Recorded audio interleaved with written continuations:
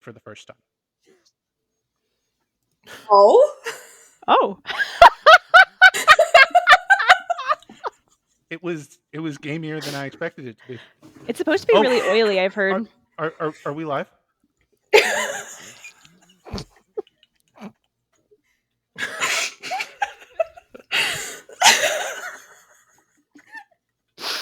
Hello, everyone. Welcome to Pen and Sword, a very professional actual play D&D podcast. I We're don't going to have enough give Ruby sleep a in me for second this. to recover. I don't have enough sleep in me for raccoon meat. Hello.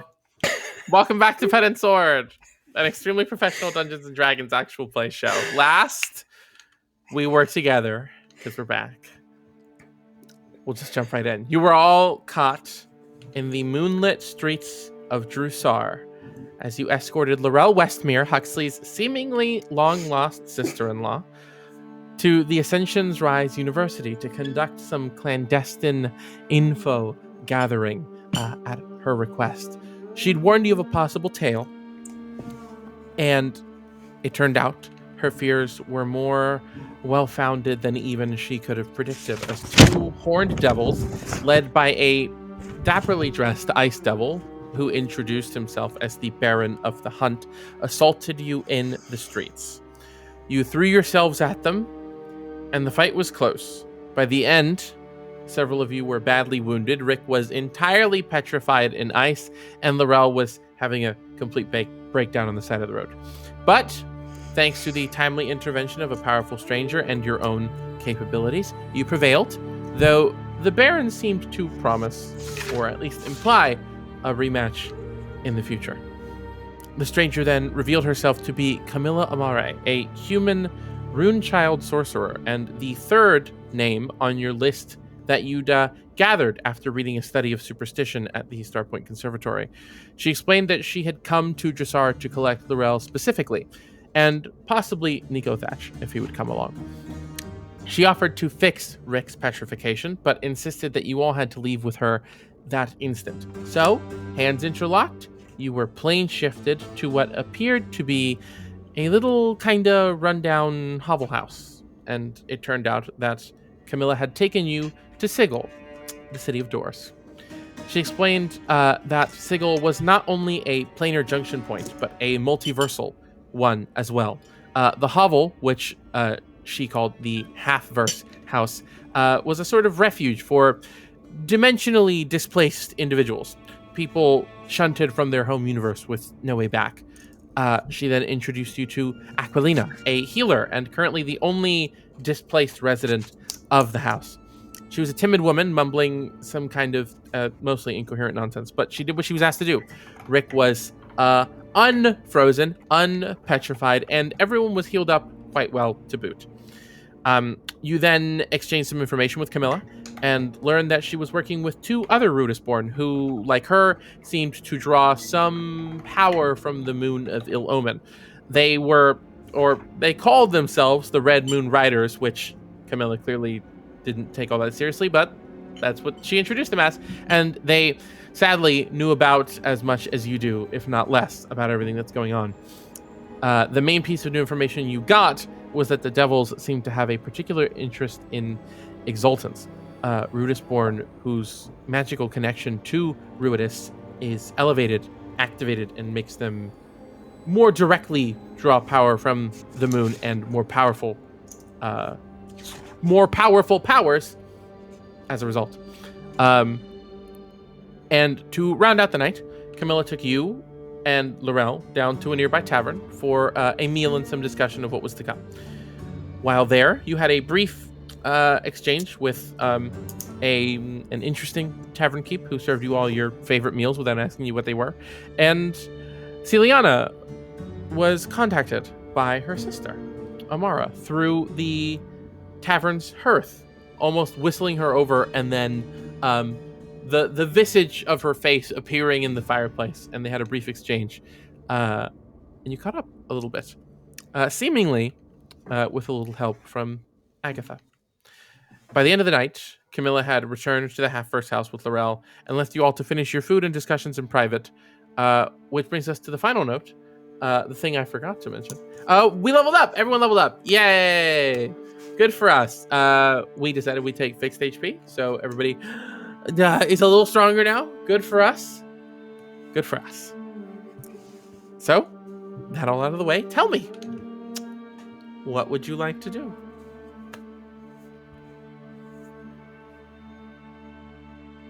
We're still at the tavern right now.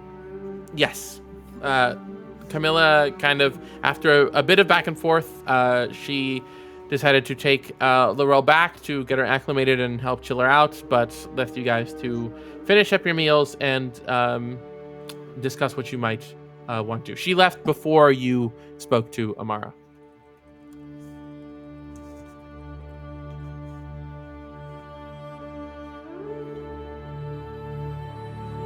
Right. So, what are we doing next? There's a lot going on.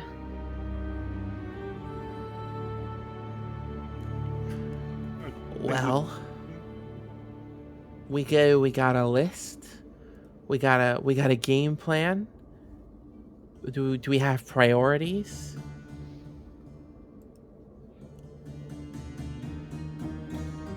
Hey, Well, don't- there's more information at what was it? The Ascension's Rise. Ascension's Rise. Yeah. Yeah, that's back where we just were, so I don't know where we are now, so I don't know if that's technically closer, but that was where we were headed.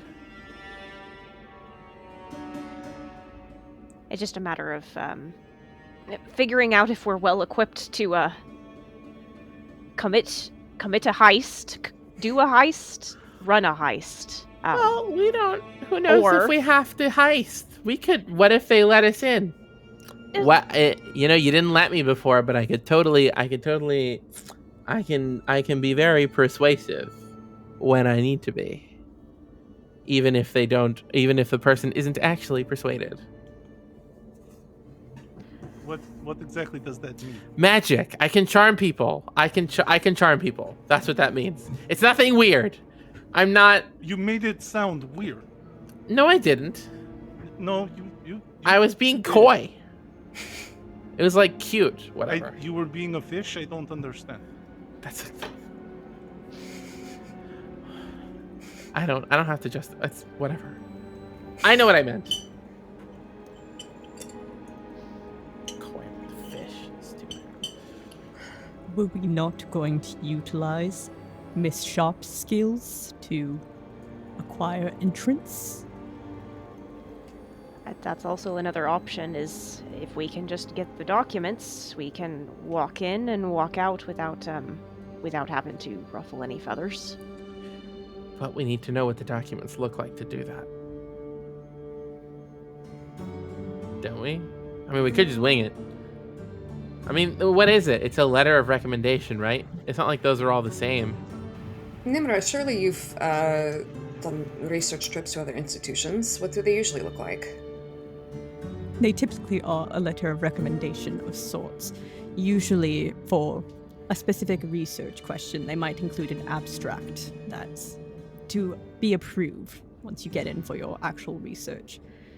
Though, it's not out of the realm. Rick had told me that a soul member that I had worked with quite closely had very recently went to the Starpoint Observatory, likely getting the same sort of letter of recommendation from the house, the nobles of this city, if I recall correctly. If we want to visit her, we could see what that letter looked like. Or we can do this the old-fashioned way. What's the old-fashioned way? Were we not just discussing sneaking in? I didn't know.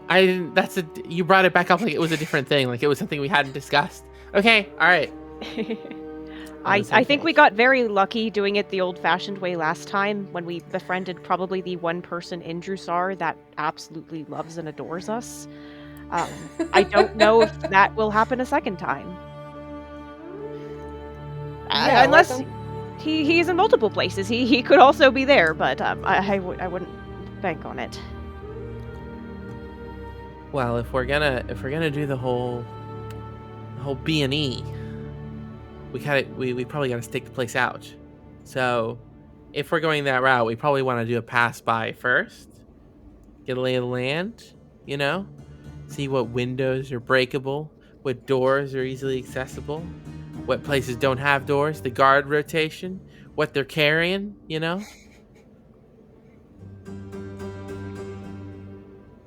I do think that maybe talking to your research colleague Nimra wouldn't be an awful idea. I mean, Worth at the a very- shot. We don't have to tell them exactly what we're up to. Either that, or We we can could just always have a inquire about the backup. process. And if you're like a wizard, Nim, can you show me what they look like? Can you like create like a little illusion that gives me like, if I can see what they look like and I know their name, I can reach out to them.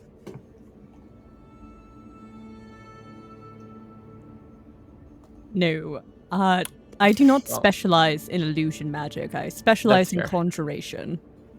That's fair. I could conjure us a document, but I also do not know what that looks like. And it would It's fine. expire. Illusion magic is for pansies. It's okay. Nimmer nods consideringly. Oh, wizard beef, wizard beef. Hey. All right, I'm definitely playing Illusion Wizard. Just so I can go find Nimra. Gotta square this up. Gotta deal with this. I mean, Mel, if you hate illusion magic that much, then I guess I won't cover your ass with doubles anymore. Sorry. Baby, my phone is ringing. Shut up. Babe, I'm like 90% illusion magic. I said it's for pansies. That's because I'm like the grade A pansy, okay? I know this stuff. Okay. It's no negative. Ain't nothing wrong with being a pansy, you know? Everybody needs a little bit in their system. You know? It ain't nothing. That is slander, personally. That I think that's What is slander, melancholy? Whatever. She is being- Whatever. Nothing. Above table, what time is it right now? the game? It's well, when you left Drusar, it was like it was pretty late. It was close to the middle of the night. In Sigil, it's kind of hard to tell what time it is.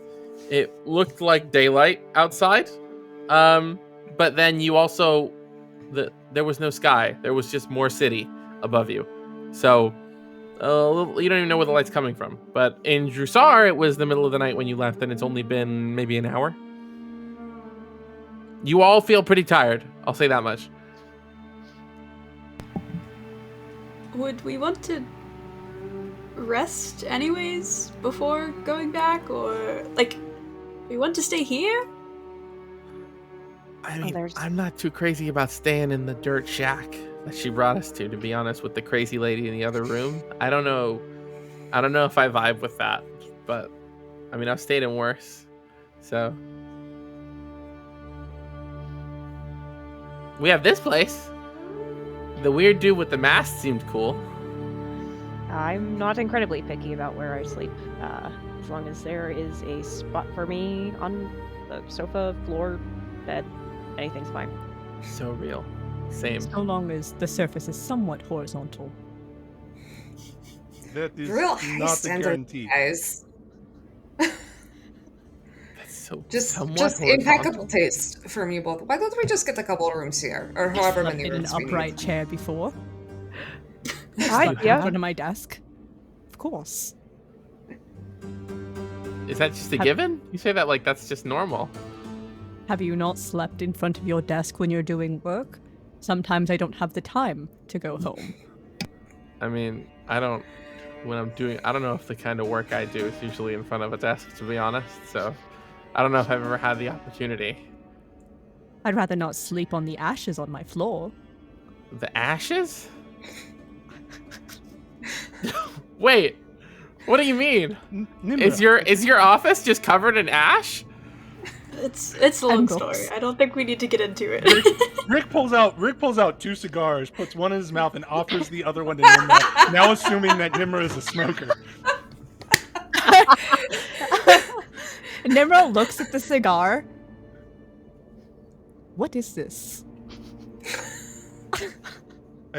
Ashes on the floor. I assumed you were a smoker. No, this is how you.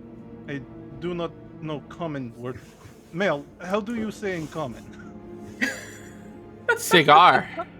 This is cigar. Siggy. It has There's different a- word in undercommon, and I have been told that it might come off as derogatory if I say in common. Yeah, I was about to say. I know there's also a couple others, but I don't think I can say those in good company.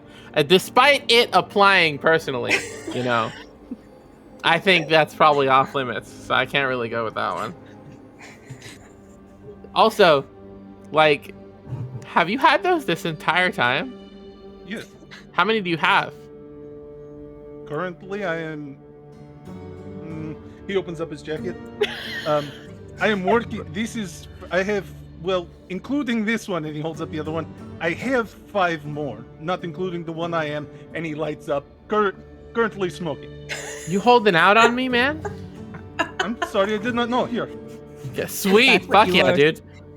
And she What are you just kind of gonna say? immediately let me up. Hold on, let me up. Rick will attempt. Yeah. Rick will light up the cigar. Wait a second. She's seen him smoke before. Listen, you can't rely on her memory to last more than like That's 24 true, hours. because after like Goldfish. we ended up in a closet together. So like I guess. Does she even remember that? Who knows? Yeah, probably not. Yeah, as soon as you let it, she's like, oh, fuck. Fuck.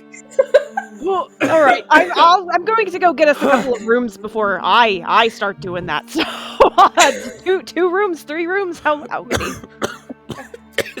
Is this what smoking is?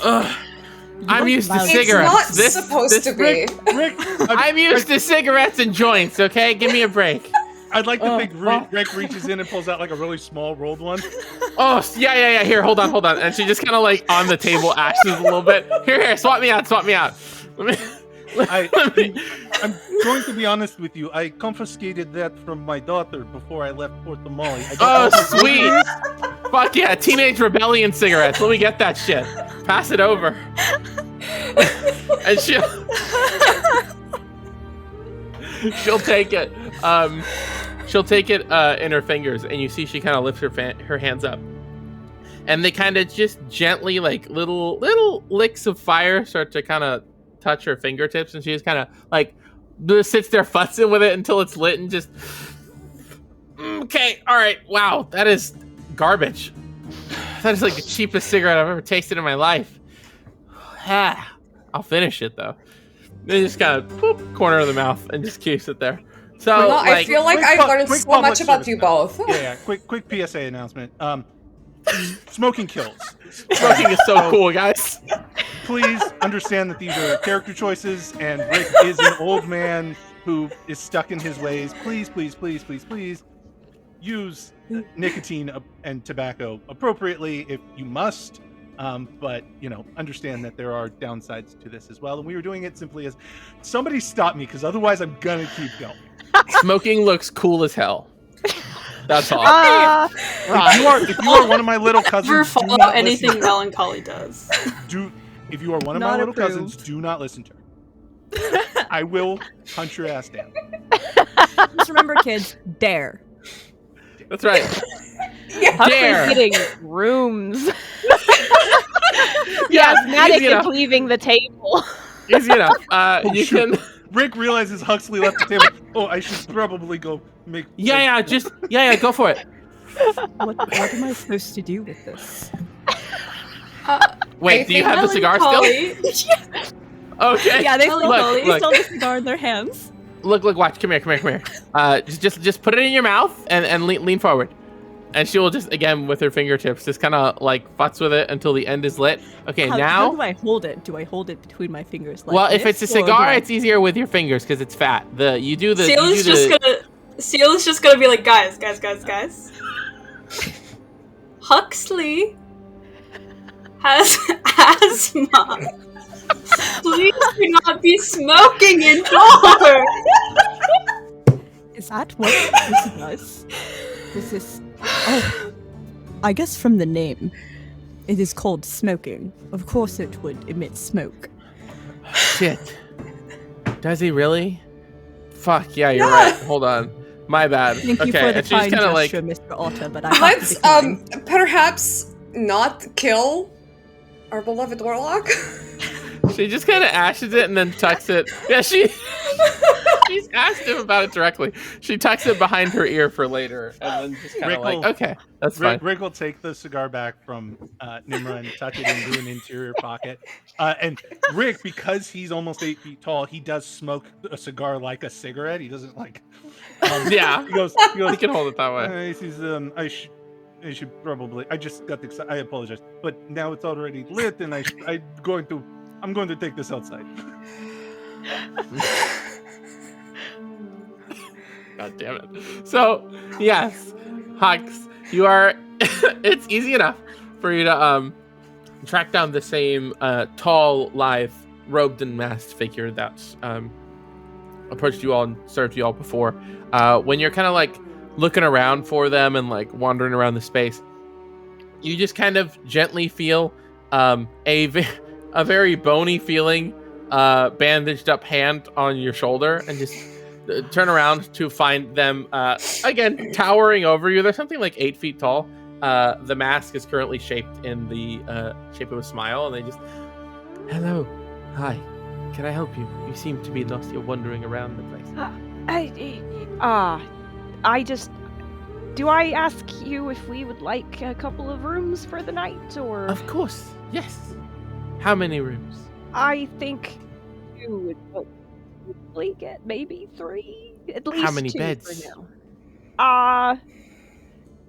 Let's at least probably 5, 4, as many as you can muster. Certainly.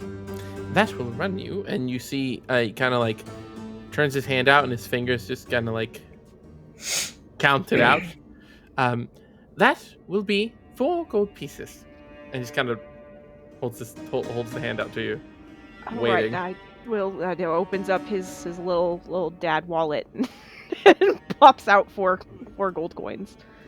You put the coins in the hand, and the hand closes, and then opens, and the coins are gone, and they just kind of sit down and just, excellent.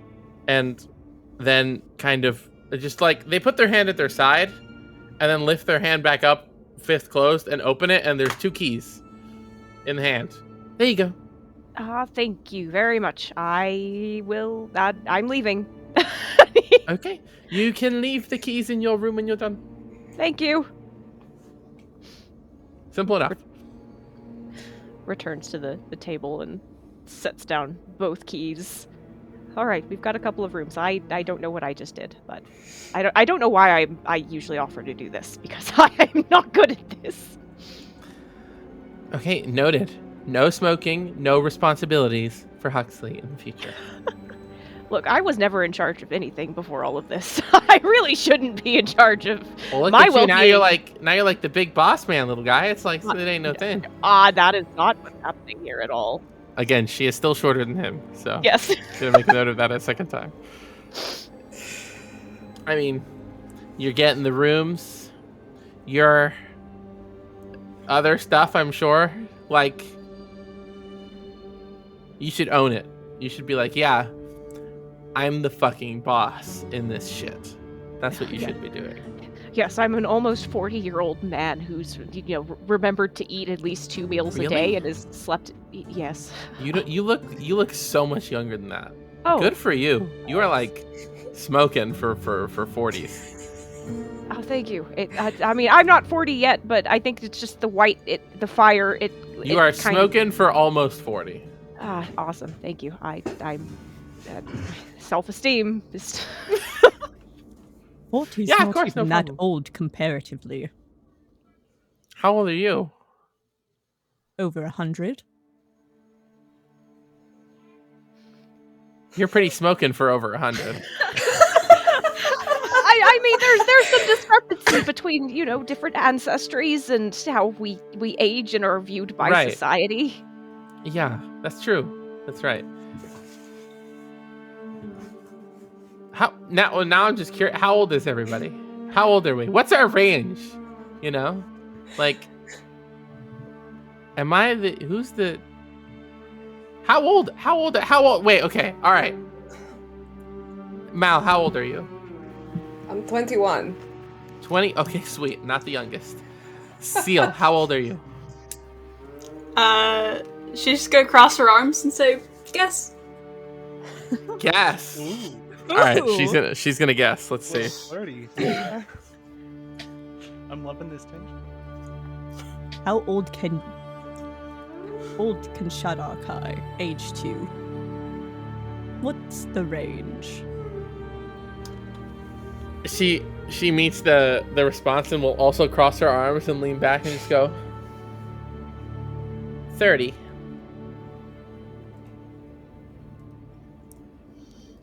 I don't know how to respond to that. I mean, you're an elf, so like 30 means you're like basically 5 years old, right? So like that's a compliment. I'm calling you. Are you calling me like a toddler, or? No, more like baby faced. Oh, okay. Okay. It's not a bad thing. It's cute, Like, but I can't say like. Well, I guess pretty smoking for 30, Like, am I I'm right? not 30. Like way off. Oh, okay. Wait, then how old are you? You could have just told me instead of making me guess. close. I'm not good at guessing. I'm close. I'm 27. Oh, that's weird. Okay. Well, I'm in between. Rick, how old are you? Rick went outside. Are you older than me? Oh, right. He's went out to outside. smoke. Right. Somebody go get I him. forgot. He's outside He smoking. found the I smoker's totally corner. Like, He's making friends with other old guys. Yeah, it's a group I of grandpas smoking. checkmate. Smoking cigars and playing chess. How old is Rick? I don't know, like, pretty old. Is he older than me? Is he? Is he over 100? I'm 113. I'm not really sure. I never asked. I mean, he's pretty smoking for an old guy, so he's got that going for him.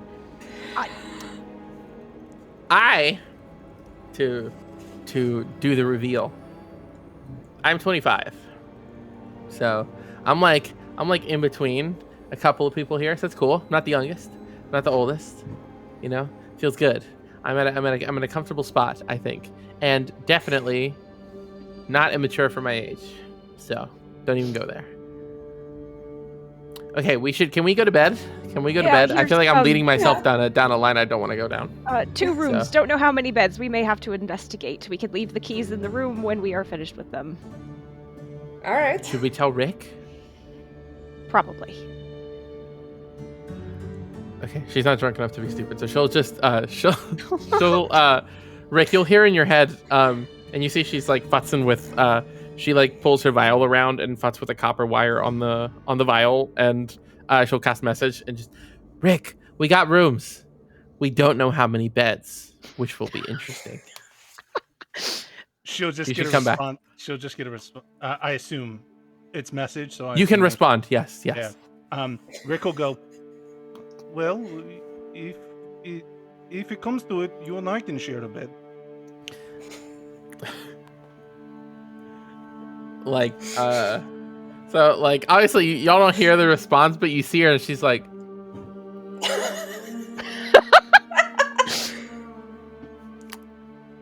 sure. I mean, I think the size difference accounts enough that we should fit comfortably, so should be fine. That was my same thought. What were you saying? I Is wasn't there another way to consider that? overlapping your message. I wasn't doing anything. Don't start doing that. Rick pokes his head in the and like Shit. When did you get back over here? Jeez. This seems like a lot to do in our heads. Are we bedding down for the night? Are we? I am. I'm tired. I'm pretty beat, yeah. I agree. Okay. I haven't seen the city, so I think I'm going to take a walk. What's with you and taking walks? It's the best way to get to know a city.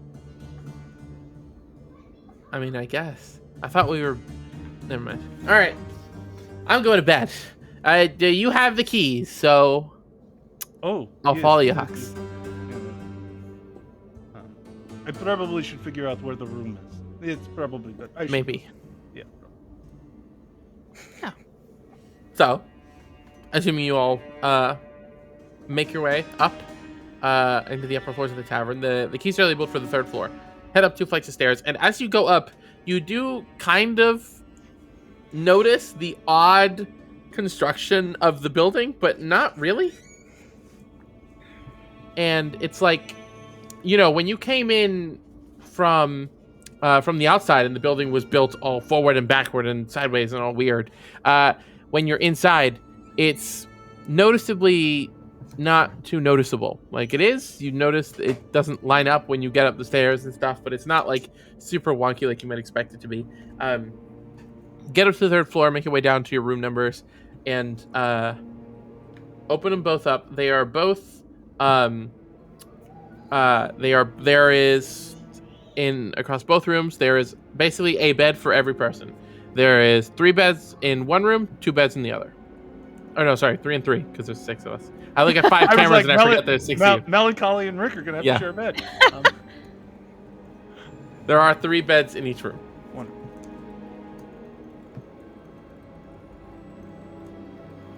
Okay. Oh, I did it right this time. I'm proud of myself. Who's gonna be my bunk buddy? The beds, for context, the rooms themselves are more spacious than you would think, considering the size and placement of the rooms in the hallways. But they're pretty comfortable. There's almost like a kind of like loft sort of lounge feel to them. There's big cushioned chairs and coffee table and books and stuff all set out and a little fireplace. Both rooms have a fireplace, even though this place didn't have a bunch of chimneys or anything. And then the beds are all up against one wall, lined up, maybe with a 5-foot gap in between each. So they're pretty close together. She kind of just enters one of them and tosses herself onto one bed on the far side and just be warned, I talk a lot before I go to bed, so... But I'm super friendly. I snore. Yes, you do. I'm sorry. It's probably the asthma. Probably. It happens. Usually if you just kick me in the back, it stops. We're pretty used to it at this point. Okay, got it. Kick Hux in the back at night.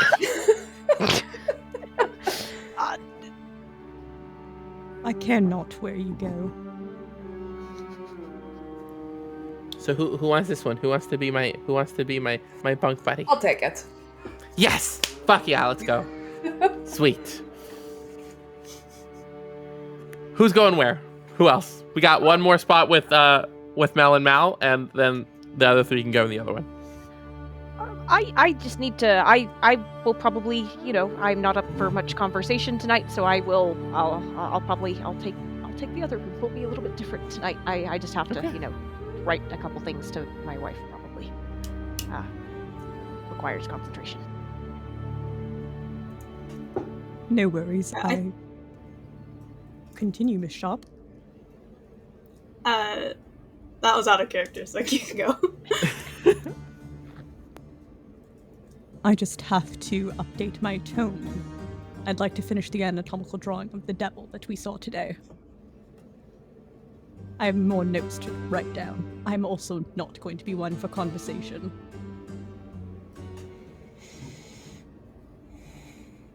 Okay.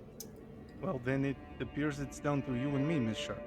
I would assume you would prefer to stay close to the archivist, as that is what you are hired for. And I am on this particular journey to ensure that Mr. Huxley, Mr. Ross, makes it to... Wow, hang on, I'm sorry. His voice is wrong. Give me a minute. Gotta I've been collect. having to like clear my throat this whole time. Happens, yeah. Gotta lock in. Real. There will be no lucky... that is better. Yeah. I would join this to make sure that Huxley was protected and made his way to Aggie.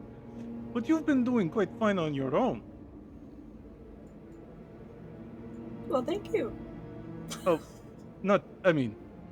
you as well, Miss Sharp. Oh, okay. I was confused. Oh, No, me? I You're was talking to you, Huxley. odd. You I and mean- I are going to have a conversation at some point. I mean, I would assume that I would be fine for the evening and probably not get assassinated. To be fair, I was held at knife point the other... Was it? Oh, earlier this evening, Earlier actually. this evening, yes. But I did not die, so... Yes, I do feel slightly guilty about that, as I am supposed to be your shield, and you quite literally almost got stabbed. Oh, no, it's fine. I It trust happens. you if you feel safe. I certainly feel safe enough with the archivist and Miss Sharper. So I will go in the talkative room. That, you know what? That way we have snorers in both rooms. This will be great. Nobody sleeps. Yeah. That's Oh, a plan.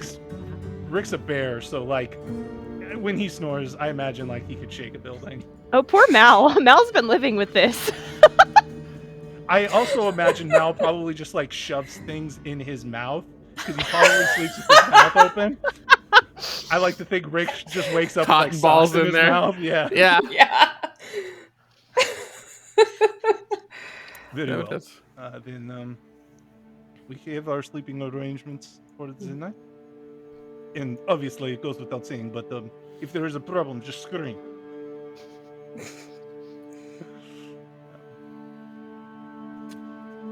Yep, I think we are set to go.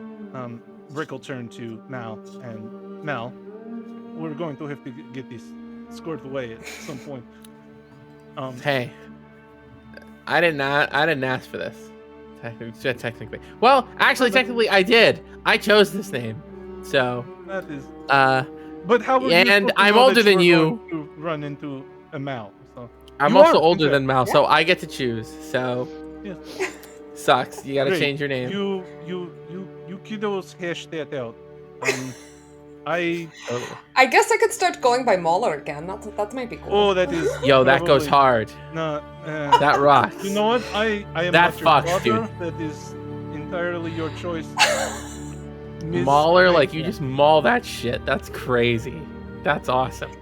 I vote for that one personally. That's sick. Okay. This is lovely. I'm going to. Rick is now visibly getting like uncomfortable with the whole situation. Like this should have concluded minutes ago, and we're still standing in the hallways talking. I'm going to take a evening stroll. All Good right. evening, everyone. And Rick will like turn a little too Have quickly on his a- heels. Have a good walk. Okay.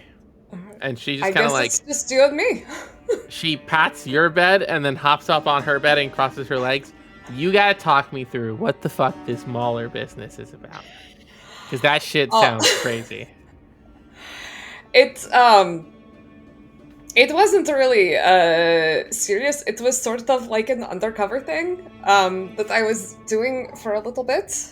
Secret spy stuff. I fuck with that. I'm a professional in that not- arena.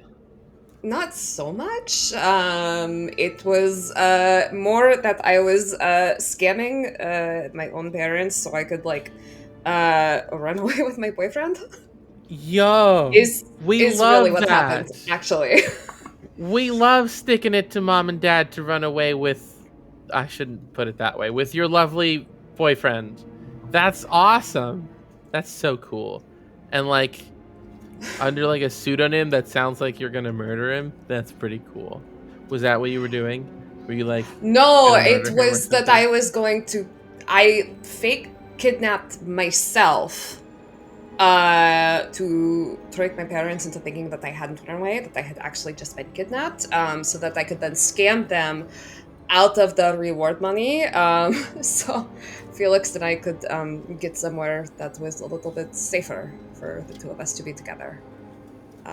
You know, it That's so sounds much- kind of ridiculous when I say No, it that's now, like but, that's you so know, much we did sweeter it than for I a was reason. thinking. That's like so cute. That's like, can you imagine like, babe, we gotta sit down and I gotta kidnap myself and then I'm gonna kidnap you, but my kidnapping is gonna be pretend. Yours is gonna be real. That's the kind of plan that is only born out of love. Really. That's gorgeous. I love that. I'm so happy for you guys. That's great. Hey, you know, That's so well, I cool. ended up marrying him, so it was worth it. That's crazy. You're like so little, kind of. That's crazy. You're Good for literally you. only 4 years older than me. A lot can happen in 4 years, babe. Just saying. Actually, a lot can happen in 4 years. It's been a long 4 years, personally, for me. So, It seems Yeah. like you're up to a lot, all of the time. not anymore. Not really. I used to be, kind of. Now I just kind of, not really. Not anymore. But that was by choice. No, was it? Partially by choice. That's a long story, though. That's fine. Mine's not as interesting or as cute and romantic, so. You could tell it anyway, we've got time. You said you wanted to talk. Tell me about your spy shit. Oh, my spy shit? Oh, I can do that. Okay, I can do that. And then she will just sit there and start rattling on about her spy shit, which consists of one mission that she took to where she was tasked with evaluating the. I gotta find the title. I remember evaluating the fitness of the Lord Mayor of Westrun to actually rule Westrun. She was tasked with deciding whether they should stay in power. Every other story she tells you is mostly like nondescript nonsense that she's trying to spin into something cool, or stories about people that she pissed off, that she stole from, that she hit it and quit it with, just people that do not like her in Amman, but that she finds some way to insert something like salacious that she got out of them, or that she took from them, or some blackmail she got, to kind of spin all of it as espionage work. And she can do that for like at least 2 hours. So that's the next 2 hours for you. Unless you visibly stop her from talking, she will keep going for 2 hours straight. No, this is really cool. Actually, I'm kind of invested now. Oh, there's plenty more where that came from. Don't worry. I was giving you a taste tonight, because it's a lot. I've been doing this for a couple years, but it's all pretty cool. It's pretty awesome. I've had a pretty interesting life for the last couple years. Before that, it wasn't really all that interesting, but Byron's a small town, so relatively speaking, not much. I didn't get up to much there, so the interesting stuff came later. And now we're gonna do more interesting stuff, which is cool. Yeah. So I think exciting. this is going to be interesting to say the least. Yeah, probably. That's probably putting it lightly. But hopefully it just stays that interesting and not sad and tragic and awful and miserable. Which I imagine will be some adjectives at some point. We're going to hell, so. Yeah, I don't think it's going to be, sunshine and rainbows, but I think we could keep ourselves alive, if not in one piece. I'm pretty sure. We've done cool shit before. We can totally handle this. Are you scared? I mean, aren't you?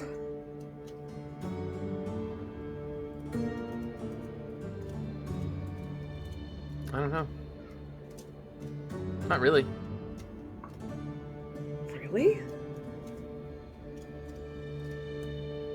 Yeah, no, not really. I mean, I kind of operate on a little bit of a level of like fuck it we ball baseline. Fuck yeah. That's right. That's the spirit. But this scares the shit out of me. Are you kidding? There's so much on the line here, and so much we stand to lose personally. Yeah. No, I know. I mean, If I we- don't. You know, it makes sense that you would be, but yeah, it's pretty heavy. There's greater forces at play, I think, on top of everything that's already happening to you guys. But hey, you asked for my help, so I'm not scared to help. You know, I'll do what I can. You know, I have a little touch of the healing magic in me. You know, I have the abilities to help out in a fight. I'm smart. I can read people, so you know, I'm hoping I can do my best to help. You know, I want to help you guys. So yeah, I'm in high spirits. I'm trying to keep myself from psyching myself out. You know. I'm glad you're here with us. I know Rick can kind of be a lot sometimes, but Oh, trust me. no, we are. I have all... dealt with worse. Okay, you know, Rick is cool, and Rick is clearly kind of like his mind is in a place where he very clearly, at least to me, doesn't need to run anything by anybody. He doesn't need confirmation from anyone, barely even from himself, to do what his mind and his body direct him to do. And that's a useful trait to have, really. But I mean, a lot is one way to put it, but I don't think he's that bad, you know. When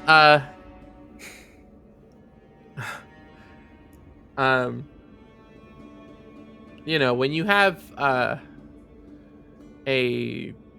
1,000-year-old killing machine put a rifle to the back of your head as an introduction, that's someone who's a lot, usually, especially when they keep doing that. But that's just a taste. Ooh, you don't get to know the rest. I'm going to bed. I'm not. I'm so awake. But I am going to keep the rest to myself just to fuck with you. Right. No, when I say a lot, I don't really mean it in a bad way. I mean, he's old and set in his ways, and you know, he's doing what he thinks is right. Do you think what he's doing is right?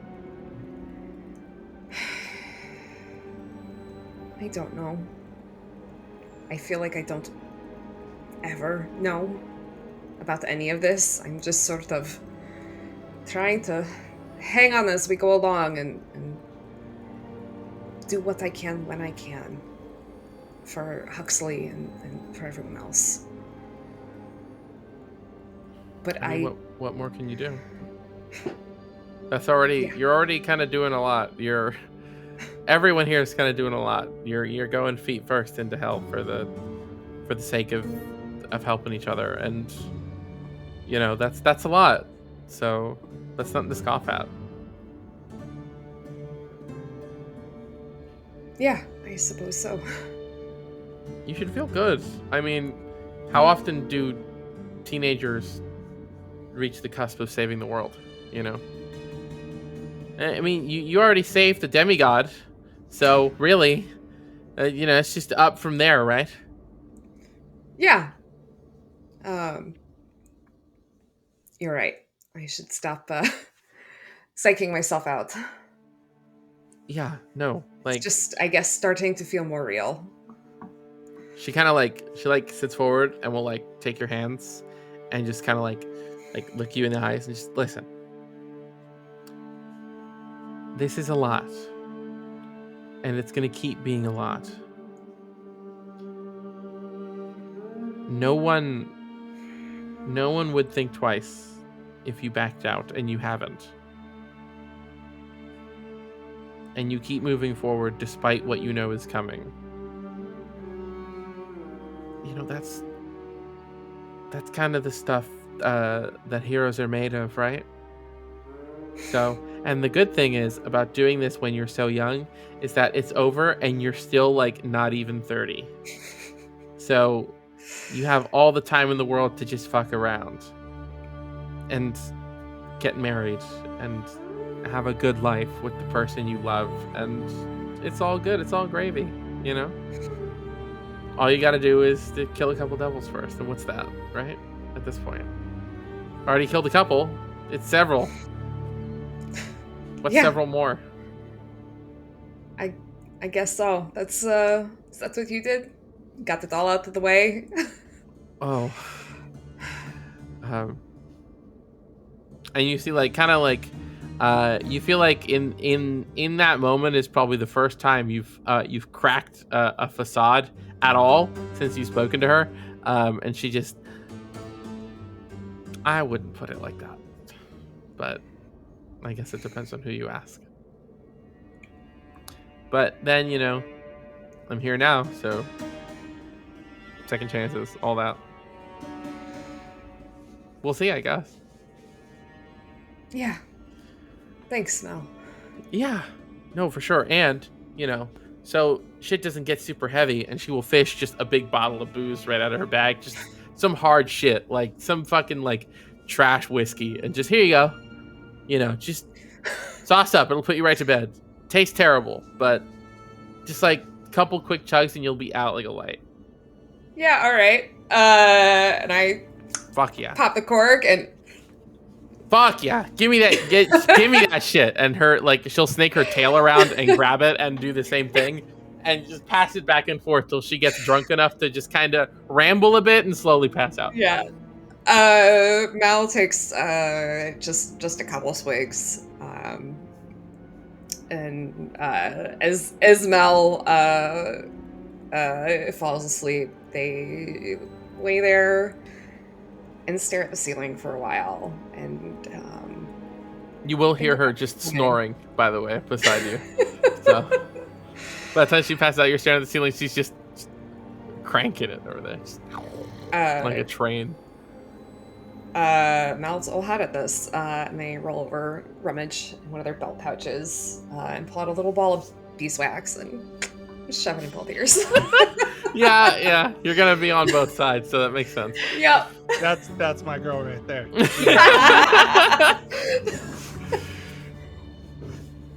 Okay. Now, I know Nimra, Seal, and Huxley retired to the other room. Hux, I know you said you've got some writing to do. You want to do that. Nim and Seal, are you two doing anything before you go to bed? Yes. I think Seal would ask if she could borrow or have some paper from one of the two, who I'm sure both of them have paper at this point. Nerd emojis, both. I have some. Yes. And I think she'll set herself down, like, in front of the fire, knowing that she probably won't hear from Amara again tonight, but she'll like set herself there just in case, and start writing a letter to her parents. Okay. How long do you think she spends over there just doing that? I think she takes a lot of time, because I think this is something that she has, since her conversation with Huxley, only began starting to think about talking to her parents. So she doesn't really have the words to say, but in speaking with her sister, knows that that's something that she has to do. So I think she's still like struggling to find the words, but also kind of trying to push through and get it done, and like fighting the urge to just like scratch off everything that she's writing and like never send anything. Yeah, gotcha. Okay. I should also ask before I forget, Hux, you said, are you trying to do your writing in private, or are you like just doing it there? I don't think it's in private. Okay. I know I had mentioned like Huxley still needs to send that specific letter about, hey, maybe we should think about the way we communicate. Because I don't think I had I don't think I have done it yet, thinking. No. I have been I as a player have like forgotten to do it in multiple moments, but Huxley is probably also delaying sending it, so it makes sense. So I think at this point he's probably like drafted up several different copies of said letter and is like prepared to send it out now, though with the new revelation of the fireplace sending is intrigued by that, but I think that's what he is going to sit down and do tonight. But it doesn't have to be a private thing, because I mean he's just writing a letter, so. Okay.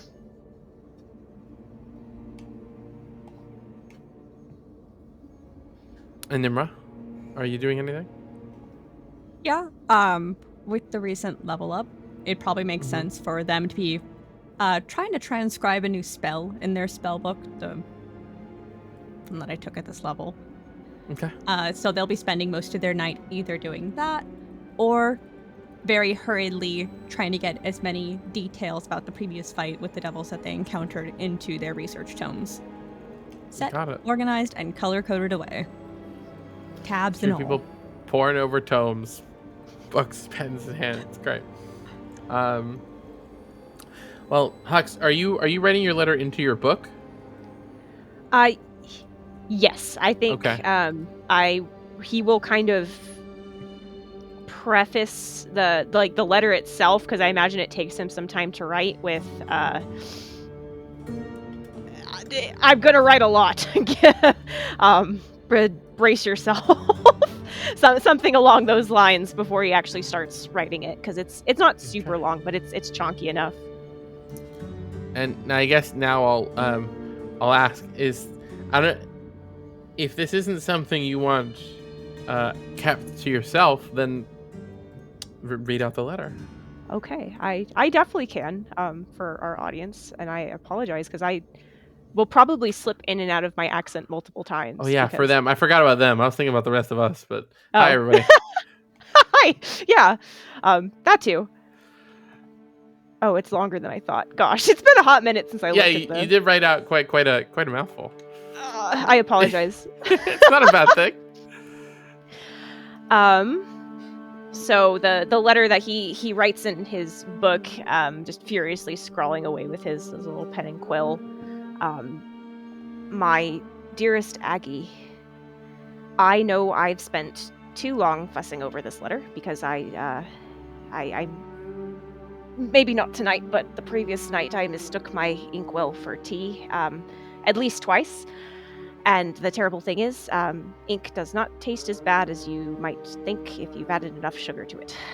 So, apologies. I am fine. Writing to you is the best part of my day. It reminds me that all of this isn't forever, and my hope has always been that you find some sort of comfort in reading the abridged version of my silly adventures wherever you are. But I now have reason to believe that my letters may be placing you in danger. I want to write to you, but I also want to hear your voice again, and to wake up next to you and not just your journal. If my letters were the reason that never happened, I don't think I'd ever forgive myself. So for the time being, I think it may be safest if we try to limit our correspondence, at least through my book. I promise you that I am going to remember to eat, and I'm going to do my best to sleep for at least a few hours each night, and I'm going to try to finish one project before I move on to another, and I'll save a record of my journey for us to read together when we're both home. So at the very least, you don't have to worry about those things on a day-to-day basis. I know you should know that I am coming for you, and I will carry you out of the pits of the hills myself if you can't walk. I've been daydreaming a lot recently about what things are going to be like once all of this over will live anywhere in the world that you'd like. I'm fond of Ank'Harel in the time that I've stayed there. I think the atmosphere suits us and it's clean, and I can jog a block before I start to wheeze. But it's up to you, I promise. I'll build us a home. 3 stories with a garden and a backyard and a basement to hide all of my bits and bobs from guests. And Potluck will have his own room, and we'll have space for a family when we're ready, if we're ready. And if not, then friends can stay over for the night. And we'll still go dancing every weekend, and I promise, even though I haven't practiced, I will do my best not to hurt you. We'll have everything we always talked about.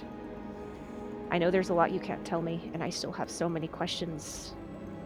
And I want to ask how and why all of this happened, but that can wait. I trust you, and I hope you still have faith in me to keep every promise I've made to you. I love you always and forever. Yours and yours only, Rosie. And I didn't mention this to you, Ruby, but he's going to, on a separate piece of parchment, he started to kind of sketch out sort of the rough blueprints of like a floor plan type thing for, like a house. He's not an architect, but he's good at math and stuff, so it's halfway decent, I imagine.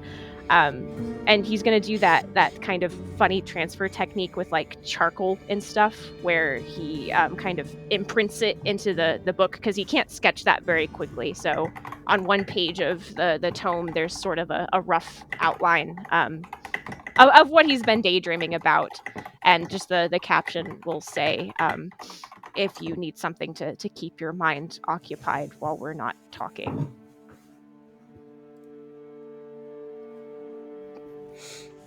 So, once this all comes through, there's a good, you're used to her response time, really, and it takes a little while, 5-10 minutes, and you get a brief little response.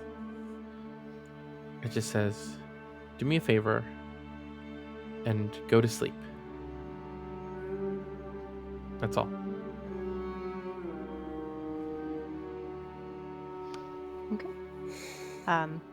He'll ruminate over that for a moment, look at his 2 companions that are engrossed in their tomes and or parchment, and he'll just pack up his stuff and then glasses off on the bedside table and lay down to rest, however long that takes. Okay. Last person I need to cover, Rick. What are you doing out on the town? Rick actually has a purpose. It occurred to him that we had 2 people who were unclear as to our plans, and then we stayed there. So I'd like to go back to the house. I don't have the name, so player's going to be asking a lot because I don't have my notes. That's fair. Head back to the halfway house or whatever it's called. Half-verse house. Half-verse house. The half-verse house to speak with the Rudisborn individual. Yeah. You can find your way there easy enough. It was like a 2-block trip, so it was not difficult to memorize. When you get there, you might knock on the door, and it takes a moment, but you'll hear several latches, several locks open, and Camilla's there waiting, and she welcomes you inside, shuts the door, locks behind you. Good evening. Good evening. I thought it was appropriate to come back and inform you as to our plans. We decided, being that we are a large group, it would be best we did not impose on your little hovel should your other members come back. Right. So Of course. we just booked rooms down the way at that lovely little place you took us to. Okay. Yeah, certainly. That should be fine. You should be safe there. That is what we are banking on. Yes. Well, good. Thank you for telling me. Good to You're know. most I won't wait up for you then. Yes. I did have one more request. You would know better than me, but I was hoping perhaps I could attempt to speak to the little one, and he'll point to the room where the young woman came out, the one who cured him of his bad condition.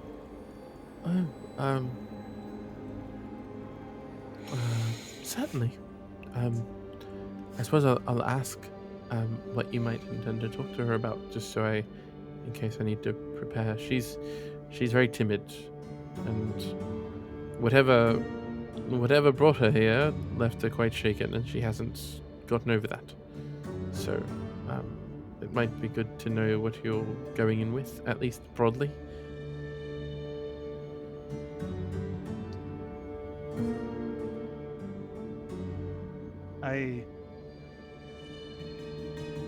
It was once where she was, or is. My hope is that she helped me, and maybe I can help her. Okay. I'll stay out of sight. Though if something goes wrong, I'll step in and I'll handle her. But sure, Of course. I think it should be okay. And she'll lead you back through the house towards one of the further back rooms, and knock a couple times. Aquilina, dear, someone's come to see you. It'll be brief.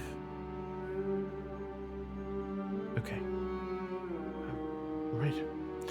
And she will open the door and allow you to step in. And this room is, unlike the main sections of the house, rather nicely decorated. The bed is it's a single, like a twin size bed, but it seems decently comfortable enough. There's like an end table, and there's like a little desk and a chair, and there's a couple of the most notable thing is there's a couple tapestries.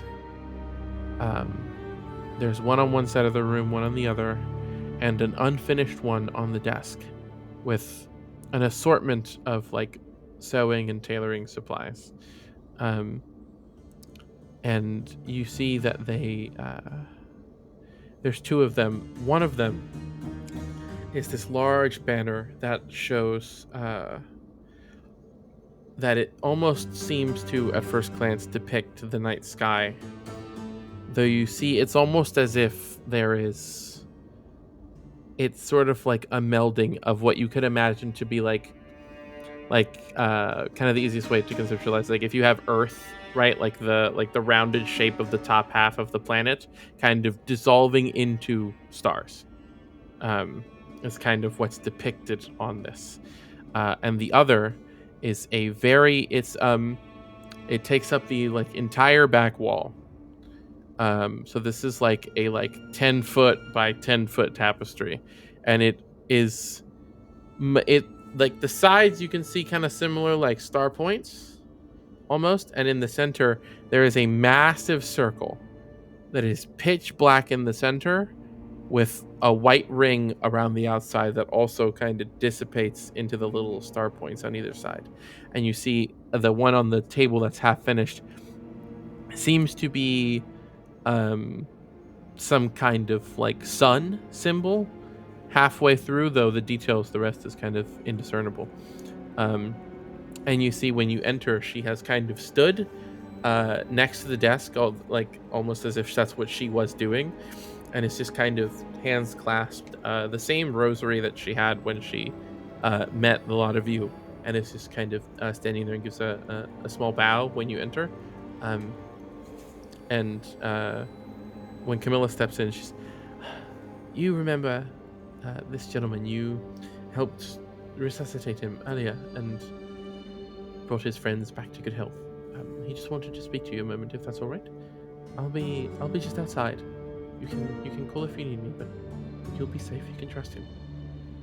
And she kind of looks over at her and nods, and Camilla will kind of put a hand on your back and just, like I said, just gentle about it.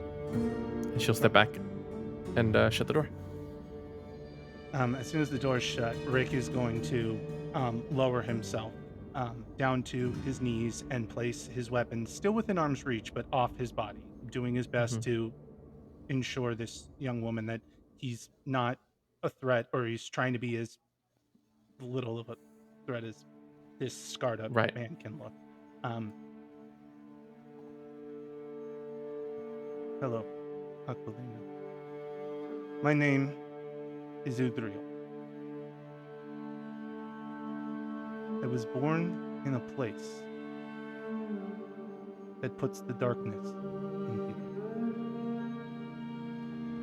The distance in your eyes is far deeper than my birthplace, but nonetheless, I have seen it before. I do not know what you have seen, but I am told that you are reluctant to talk. And if that is still the case, that is yours to burden.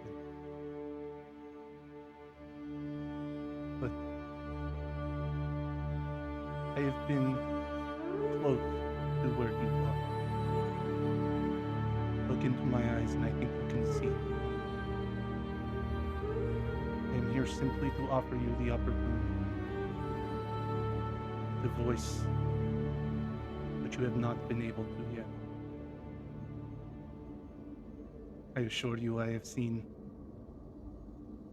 horrors. There's not much that will surprise or scare me anymore.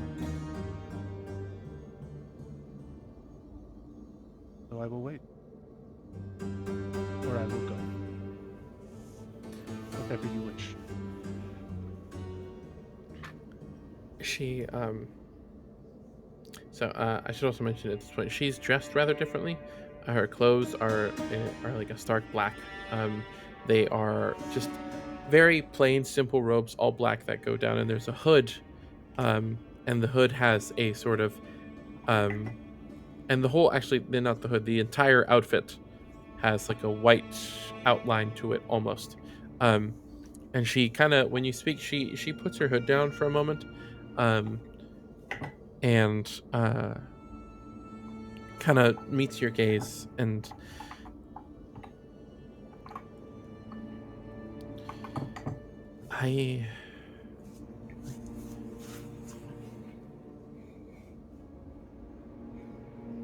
my home is lost to me.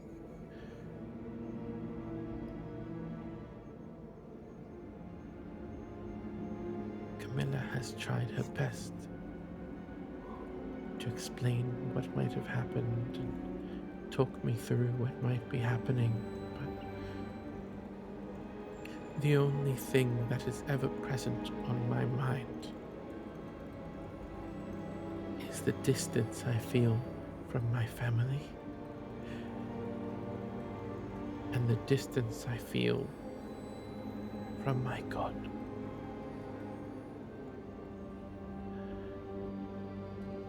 Never since the day I was born have I felt so isolated.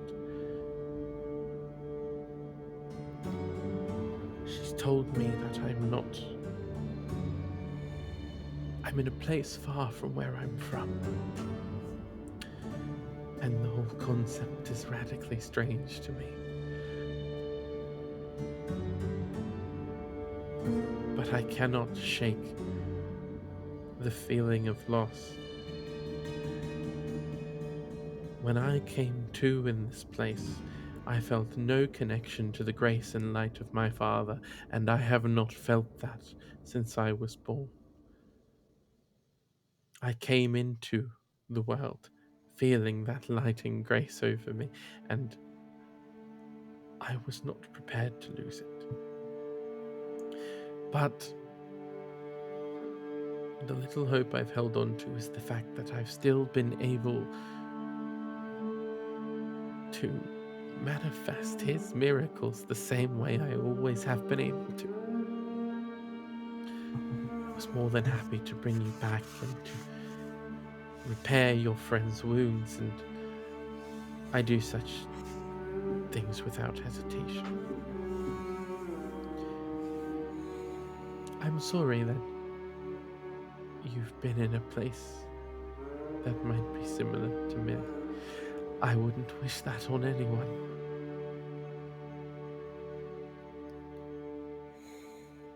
But I suppose it's nice to know that I'm far from alone in the feeling. And she kind of points at, her hands are still clasped together, but she kind of points a finger at the necklace that you have, and just, is that a god you worship? Is that your god? Are you close to them?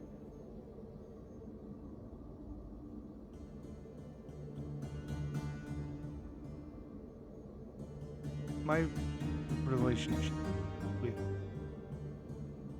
my father is radically different. Whereas you long to feel the warmth and light of your father's touch once more.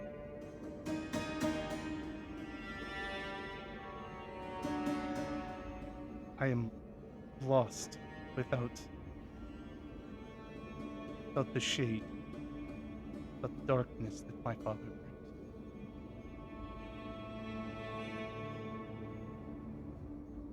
Worship is a strange word.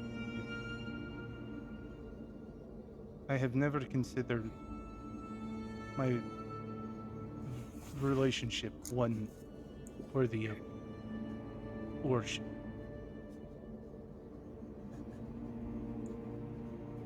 But I imagine you feel the same way I do. Which is, there is nothing I would not do for my father.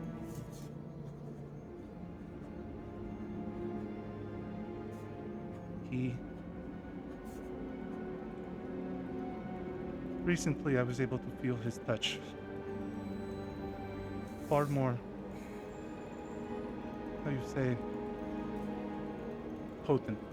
It was close enough for me to touch. And then he wasn't. He's more distant, as if I'm not worthy, as if I did something wrong. But children do things wrong all the time.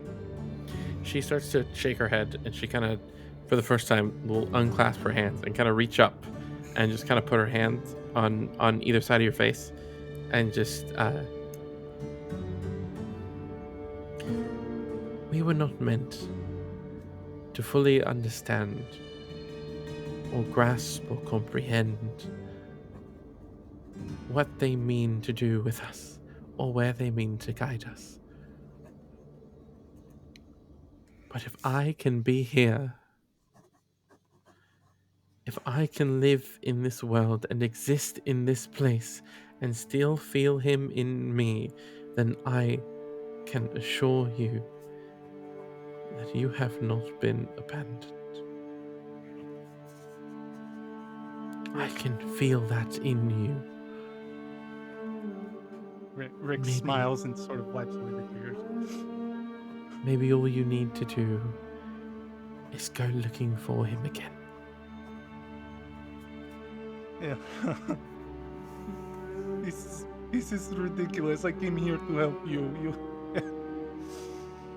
Unfortunately, there's very little anyone can do to help me here.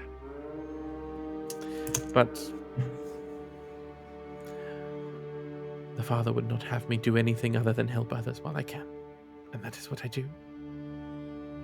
It's what I've done all my life. And what I'll continue to do until I can find my way back. Or I am forcefully taken from this mortal coil. Whichever comes first.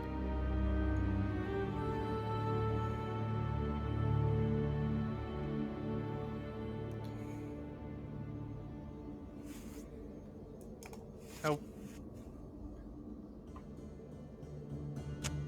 Okay. Okay. This is... It's difficult, and it's going to be difficult. But at the very least, treasure the fact that there's still a connection there, and you can still get back to him. I'm sure that you will.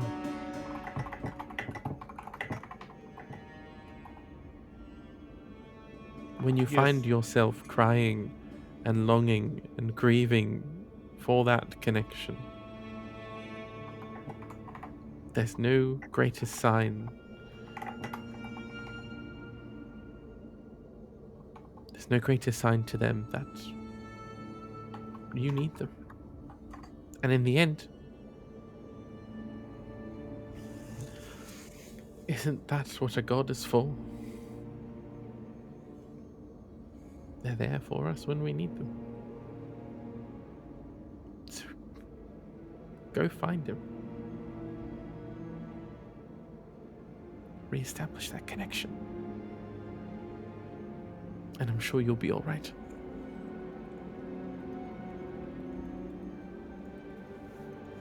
We can only hope. Have a little faith, right? I'll keep you in my prayers. I would say I'd keep you in mind, but I don't pray much. There's always a time to start. Yes. I suppose there is.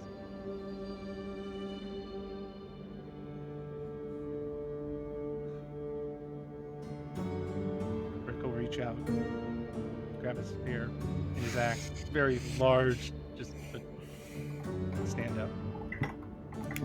She puts the hood up, and as you kind of gather your things and turn, you see she pulls a veil down over her face and starts to turn back towards the little tailoring desk.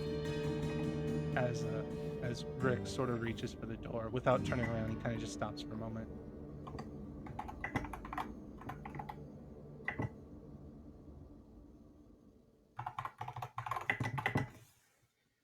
You might be able to find someone here.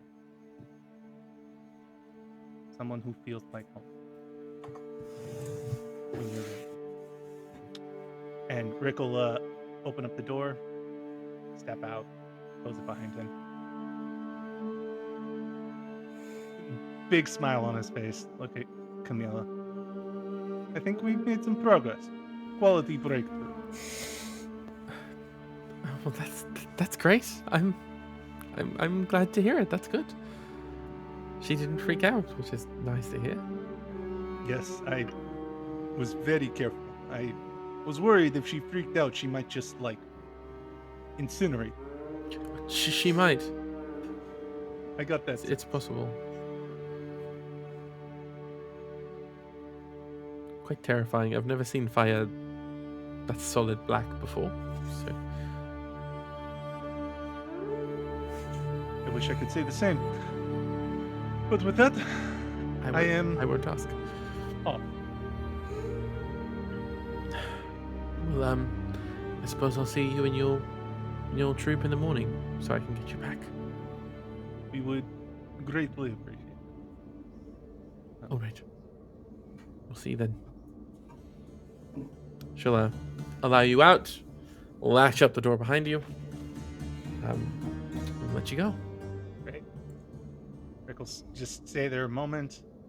Big deep breath.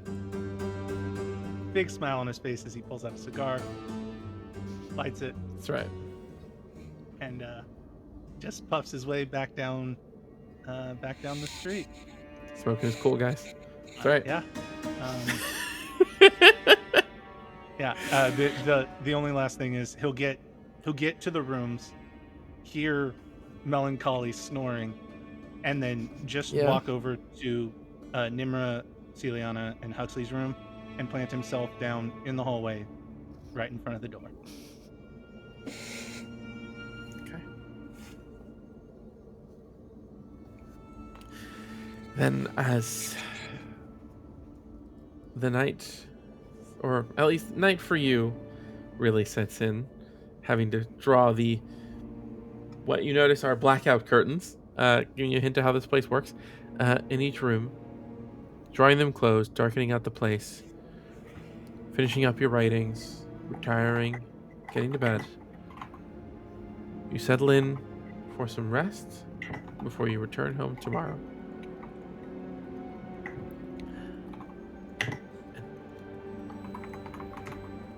Consciousness leaves you You're enveloped in dark. Huxley. Yeah. Do me a favor, go to bed. We all knew this was coming. Yeah. Last time this was bad. You'll be fine this time. You've already done it once. You sort of almost like when you sink into consciousness or into unconsciousness and your body kind of drifts into that sleep state, you almost kind of, when you become aware, you feel the sensation of your body kind of floating and drifting down to a stationary spot, catching your feet. And there's nothing kind of around you, almost an empty void in all directions. Just the faintest hint of oranges and reds line the horizon, and you can see straight out ahead of you, maybe some 20 feet away, kind of silhouette against that darkness. Well, are you going to give me a hug or what? He is kind of stuck there for just a second, waiting for his brain to catch up with his floating his body, his incorporeal body. Yeah. And then bolts. Inhuman in Huxley, because he's not human. In Huxley speed, and wraps his arms around her. And then just sort of holds her at arm's length to look at her, because I mean the last time he saw her, she looked awful. Before you get the chance, when you collide into her, she grabs you, wraps her arms back around you, you spin for a moment and almost feel yourselves kind of like float off and then descend back down, and then you can kind of pull her off and catch sight of her, and she looks mostly like you remember, though her horns are quite a bit longer, her hair is quite a bit longer, and you can see faintly along her chest and her arms these red sort of lightning crackle sort of scar marks along her body, which is definitely new. She kind of steps back and looks at you and just smiles for a moment, and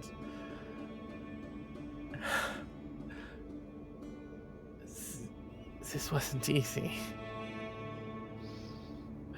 But you said you said we couldn't really talk much anymore, and well, I wasn't going to pass up the chance, so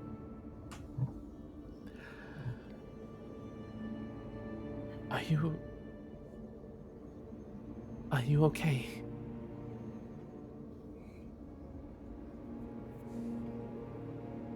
That's a loaded question. No. Are you? I mean, he just kind of he takes her hands and then rubs his thumbs along the back of her hands and takes a look at the strange scarring. Well, the hills aren't exactly what a place I would recommend one goes on vacation, but I'm managing.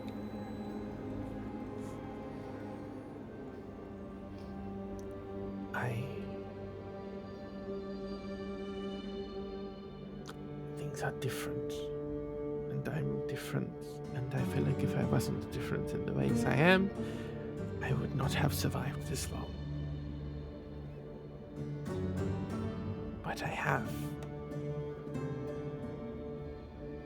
But more than anything,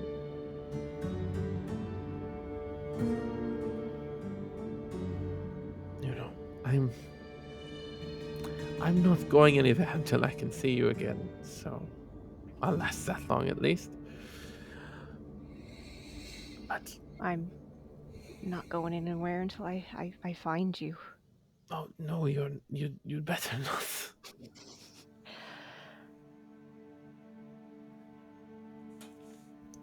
I could hear the anxiety in your voice through the writing from all the way down here, so for both our sakes, I hope you can get the taste of ink out of your mouth before we see each other again. I'm gonna try not to make a habit of it, but it's I don't want you to think that I'm trying to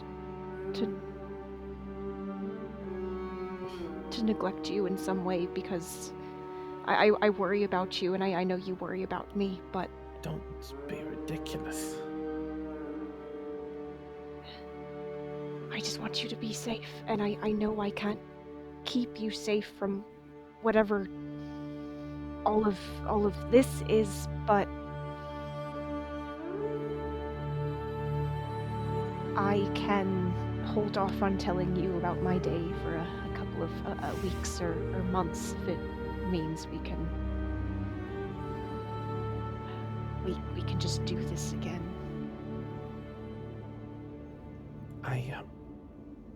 I don't know how often I can, but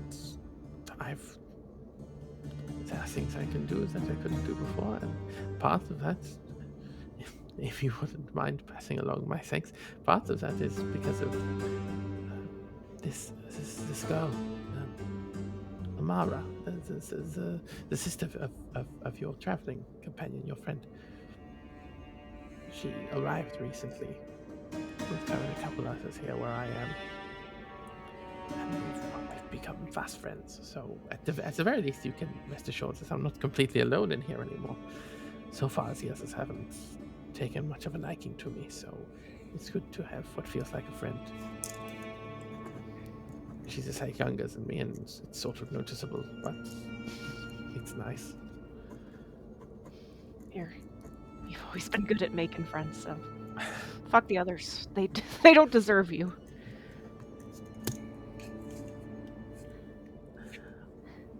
I will be okay. As long as I know you're coming, I will be okay. So I don't want you to worry, and I know you will, because you worry when potluck is outside of the house for 2 minutes too long, so I know you'll be worried regardless of all this, but I will be okay. You need to be okay, and your friends need to be okay, because when you get down here, things are not going to be okay, and I want you to come in, get out as fast as you can before this place really takes its toll on you. I trust you, and I believe in you, and I know you are more powerful than you will give yourself credit for, and you'll try to insist that that's all because of me, but it isn't, because if you weren't capable, I would be useless to you. But you can do this, and you will do this, because you need to build me a house, and what good is building me a house if I'm not around to live in it? I will say, to comment on the floor plans, you should probably give Potluck his own little space. If we're going through the entire effort of building a house, it's probably worth putting a little space for him to be his old self in. He likes to throw up on the carpet and stuff. Just give him a carpet to throw up on separately. I can... No, that's where you come in. You're better at decorating than I am. I just throw stuff on the floor half the time.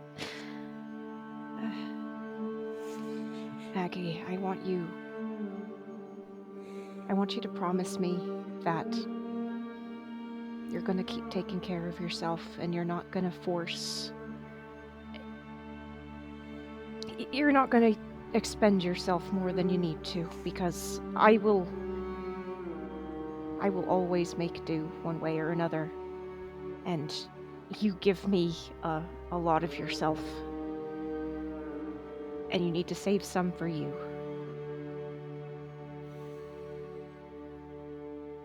No, not really. Because what do I want any of myself for if I don't have any of myself to give you?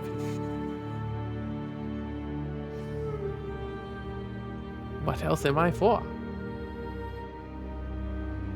We're here for each other. I need to keep you in one piece before you shake in your boots so much you evaporate. I will give you everything I have. Because the truth is that you won't make it here without it. It's not easy, and it's a long road, and there's a lot of things in the way. And they know your name. They know all of your names. And they know you'll be coming. And they're not going to make it easy.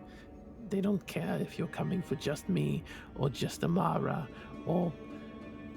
They don't care. These are evil creatures. Hell-bent on completing their goals. To hells with the rest of the world. I would give you the last drop of strength I have for anything. I will not hesitate to do that and then some to get you through this.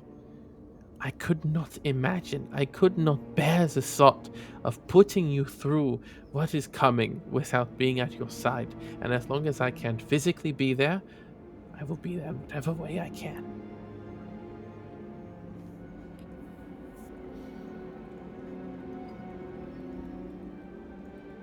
She kind of puts her hands up on your face, and it is like a rush. It is the sensation of kind of like, you know, when your face is real hot but your hands are normal temperature, so they feel freezing, and it's like just kind of real nice for a moment. Kind of just rest on you, and she kind of looks you over and just. Fires in your hair are a little bit brighter. But you look exactly the same.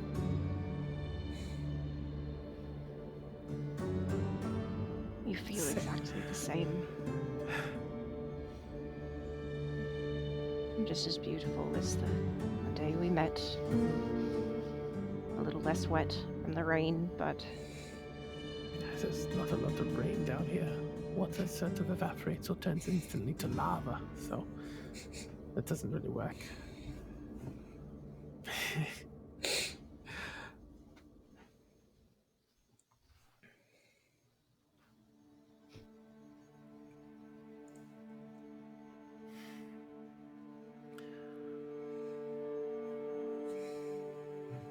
You'll make it. We'll make it. That girl will get her sister back, and I will get my husband back, and we will get our lives back.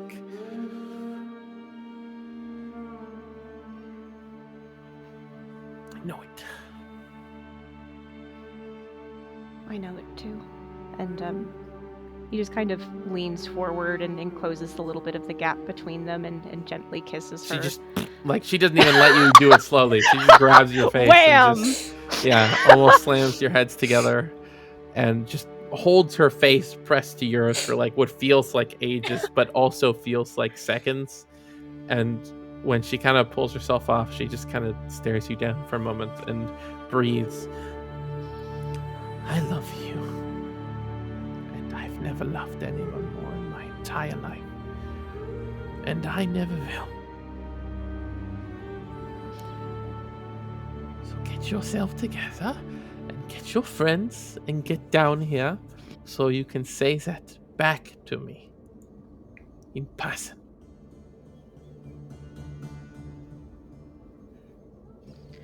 And her hands kind of slide down off your face and take your hands. And you see for a moment kind of her attention is taken, and you see she just kind of like looks off to the side. Kind of just don't take too long. And she kind of like, in that moment, you feel her kind of lift up, and her hands kind of slip from your grasp almost unintentionally, like just going almost limp, and she separates and sort of fades back into the dark that kind of surrounds the space you're in, and then sort of plunges you back into unconsciousness. And that's where we'll go to break.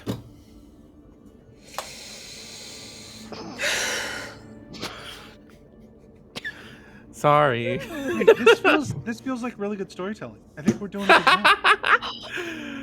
Thank you. I would hope you guys are enjoying it. Yeah. I'm very glad that Huxley is just as awkward as I am, because I'm not emotionally equipped to deal with this. That's the secret. You put the emotions you can't control into your character so that they also can control them, so it just feels It's natural. perfect. Well, see, the secret is I always make a character with a significant other because I don't want to deal with romance in game, and then I accidentally made a character whose like whole thing is romance, not expecting to get this far, and now I'm like, oh god, now I have to deal with it. How do you think Yeah. I felt?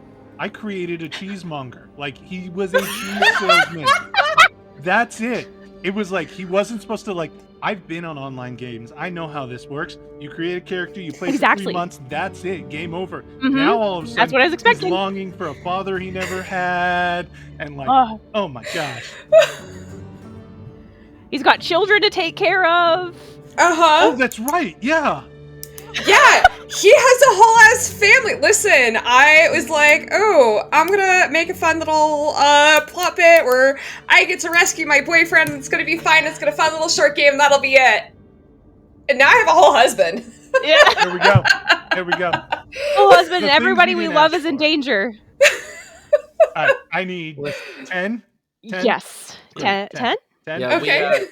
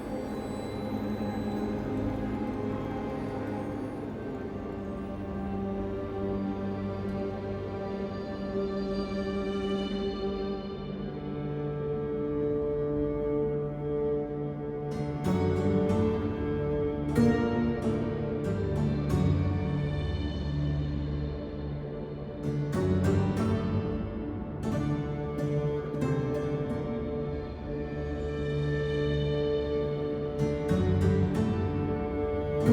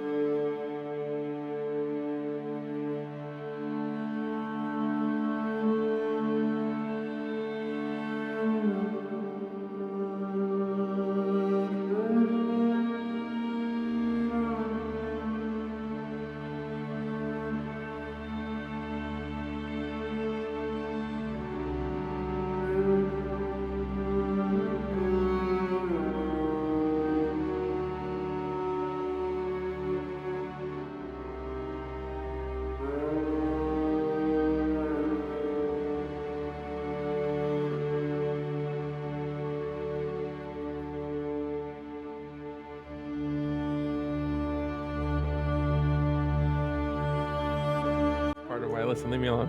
Okay. All right. Let's wrap this up. So we long rest. Yay. Cool.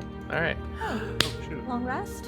Welcome back. Yes. Long rest. Yes. Please. God knows I need one of those. Take it, press the button, confirm, sleep good. Following morning,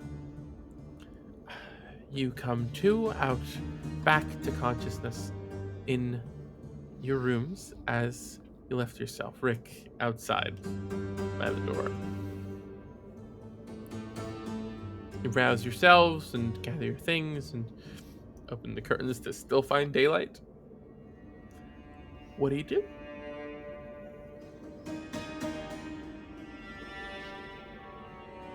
We've established that Celiana wakes up last usually. Is that correct? I believe so, if I recall correctly. Okay. I mean, she can. I mean, yeah. She wakes up, but she doesn't want to get up. Because she doesn't need sleep. Like, she only trances. Yeah. But if there's no need to get up, there's no need to get up, you know? Real. Yeah.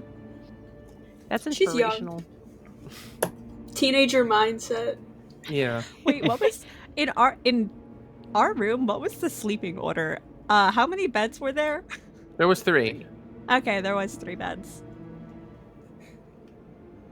Nobody's sharing. Yes, nobody's been forced into that position yet. I'll do it to you at some point when you least expect it. I'm waiting for there to be beef in the party so I can make those people sleep together. Good luck. Remember, Nimmer said any almost horizontal surface, they would have taken a chair. Come on. That's true. That's fair. But no, you did get your own beds.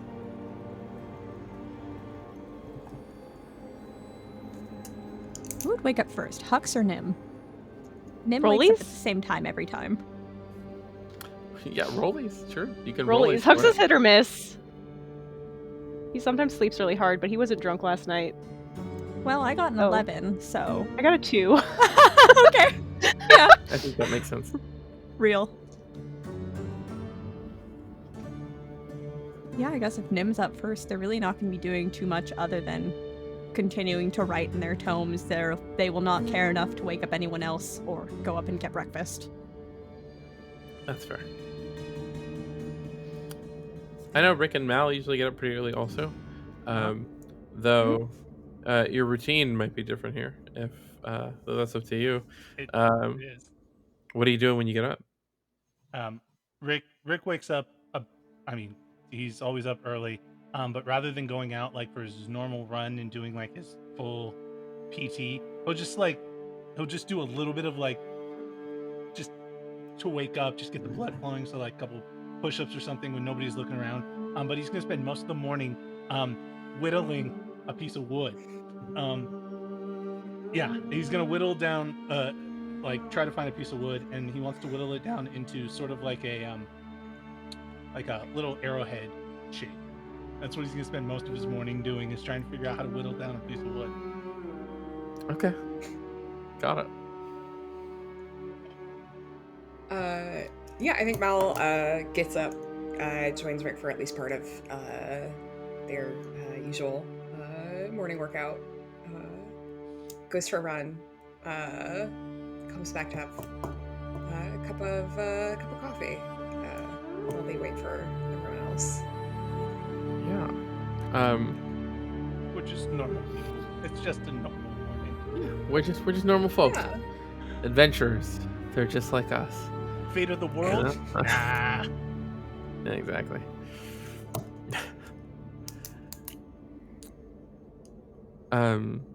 Yeah, Mel will be up at some point. I feel like if not like the only one she'd be competing with is Seal, for the same reason that she doesn't feel like, even if she wakes up, she doesn't feel like getting up. So we'll just wait until she has to. Real. If we're kind of rolling out and finding the others and sort of just, Are we going back now? This place is so bright all the time. What are we doing? Where are we going, actually? Camilla said she'd take us back to Jusar. Are we going back to Jusar? Are we going there first?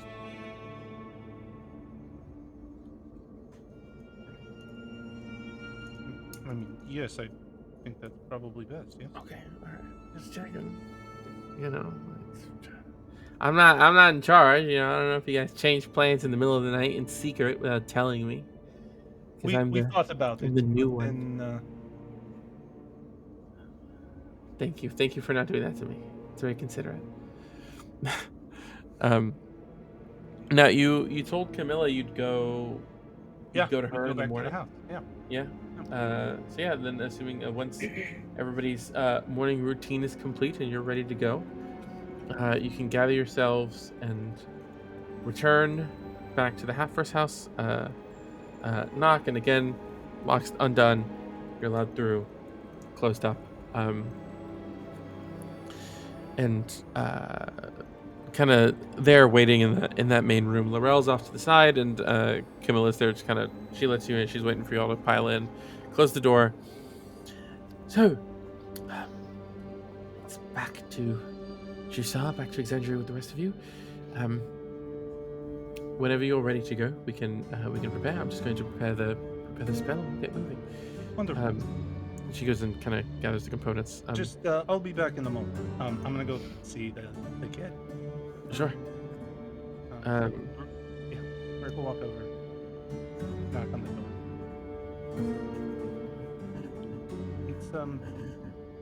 It's Udriel. May I come in? After a moment, the door will kind of open up, and just in the same blackened white outfit as the day before, she kind of gives you a little nod and opens the door. How can I help? Oh, I wanted to give this to you. And Rick will produce the little wood arrowhead he whittled. It's wooden, so it's not stone like the one around his neck, but it looks just like his symbol. He's gonna hand it to her. Just a reminder that you are not alone in the darkness. And she takes it, and she kind of smiles as she goes.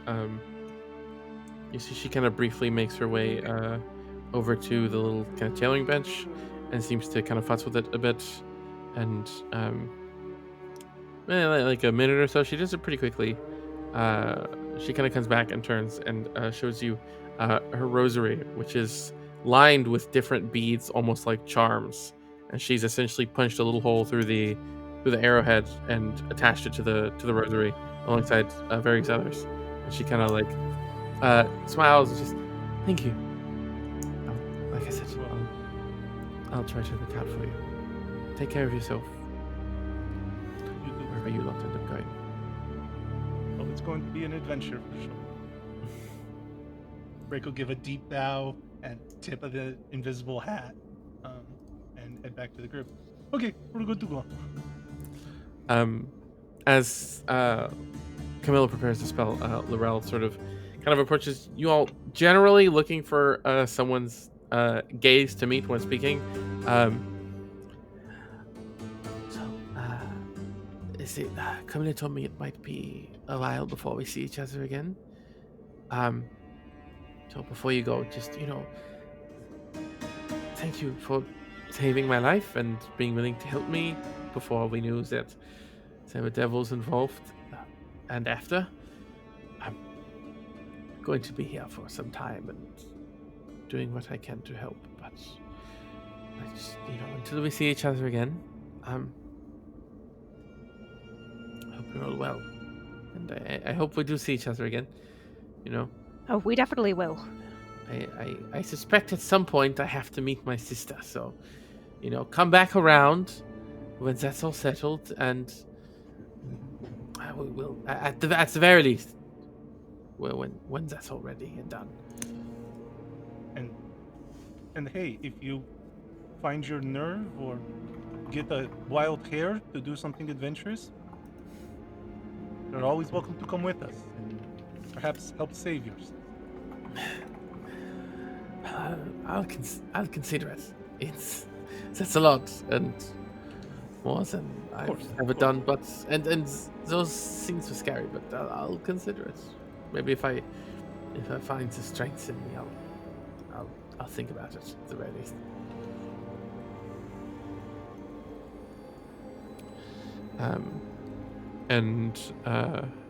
You see. Camilla's kind of, she's ready. She reaches out and starts, all right, grab hands, lock hands, let's go. And we'll form this little ring. And she has the tuning fork in her hand. All right. It's going to be different on the way back, but we should get through no problem. All right, hold on. And you see, she will mutter the incantation, and the spell begins, and you see the tuning fork start to glow and vibrate just a little bit in her hand, and you are suddenly just pulled through space, and you can feel yourselves now much in what is comparatively a longer process, almost tumbling through space in this sort of little chain, this little ring you've made in each other's hands. And you kind of, what you visually see as it's mostly like the kind of incoherent blur when you're in a car, everything's just rushing by. It's kind of darkness to light sort of rushes past you, and ahead a glow sort of begins as you kind of just rocket forward towards what kind of comes into view as a long, kind of seemingly endless lattice work of golden, glowing, divine light. Sort of just almost like undulating, sort of moving as you approach it, and you're coming at it at such speed, and it feels like you have to brace for the impact before you just kind of through it. And you can almost kind of glance past, and as you're moving, you can kind of hear Camilla speak. Oh, that's the divine gate sorted! And through, and then in just another moment, foot, feet, touch down, touch ground in the streets of Drusar again. And she kind of, it's always a lot longer on the way back. I don't like that. All right, well, that's that. I hope you're all well. She kind of tucks the little fork back in a little pouch. I am going to be in the city for a little while. Going to go see Nico and sort that sort of thing out. But then I'll be gone. But we hopefully will be in touch. Are you saying that we just traveled beyond the Divine Gate? Yes. Leaving the material plane involves traversing the Divine Gate both ways. Though typically when you're traversing, as far as I understand it, most of the planes in close proximity to the material aren't as drastic an effect, but Sigil is so far removed that the return trip is almost, it's more physically manifested. Typically, the trip through is mostly unnoticeable to people like us. So, is there like a closer connection to gods in Sigil, or Sigil is outside of any sort of pantheon, really. It is a nexus point, like I mentioned before, of both different planes and different worlds, different universes. So the gods of these different realms don't really hold dominion over it. It's almost a place outside of reality, outside of existence. So I would argue really it's more further from the gods than anywhere can be, really. But I don't exactly have a map. I mean, not in Sigil technically, because Sigil isn't a part of Exandria. Sigil is its own place. So there's no gods in Sigil to be locked behind the gates. My head is hurting. It's a lot. Yeah, sorry. I'm Didn't mean to nauseous. give you a Yeah, I didn't a get history lesson. any of that. Otherwise. I understood That's the fair. words individually, but put together, nope. Understandable. I don't think it's all that important. Maybe it is, but I get it. You know, I'm sure when we've got the headspace for it, maybe we can talk about it more. Though I'm not the most well educated on the subject. It's sort of just what I've gathered in my time working there. No, your explanation was absolutely riveting. I would love to hear more about this. Not now. We're not doing that now. She has Right. places to be. We have places to be. Yes. Well, rain check. We can cover that at a later date. Though, from what I understand, you're planning to go into the Ascension's Rise, so you might be doing plenty of reading on the Divine Gate when you get there. So it's a more religiously, theologically inclined school, from my understanding. So Private school.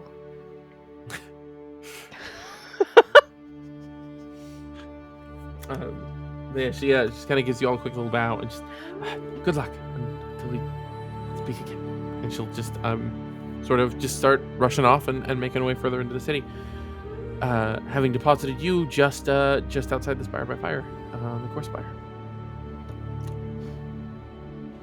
Where to? Whew.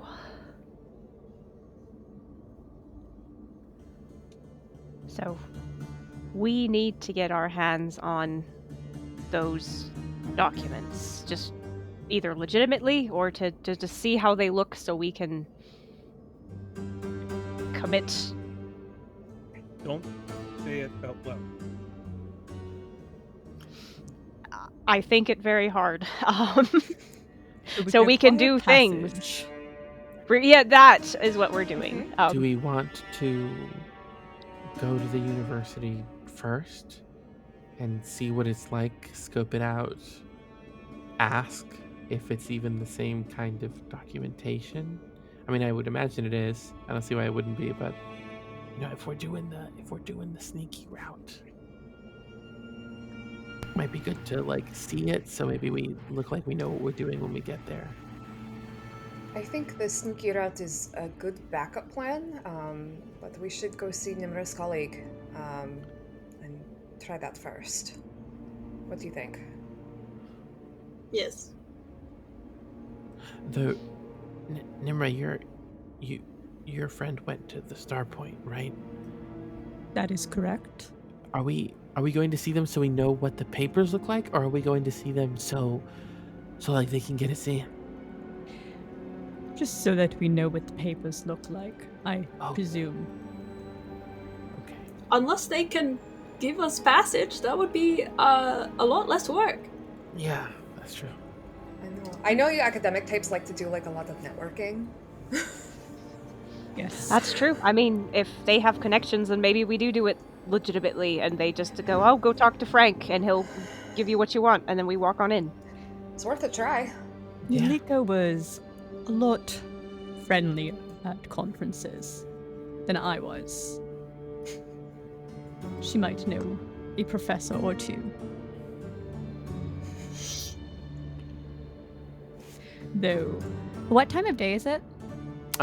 When you get Like- there, it is early in the morning, something around like 10, 11 o'clock. Okay. Perfect. Yalika would have just dropped her children off and started heading to the office. Okay. Where are they? Where do we have to go? Well, we get to go back to my home in Western. Oh, okay, more teleporting. Okay, that always feels great. Should be no issues. I remember what the sigil looks like. I can transport us over. I only worked there for 70 years.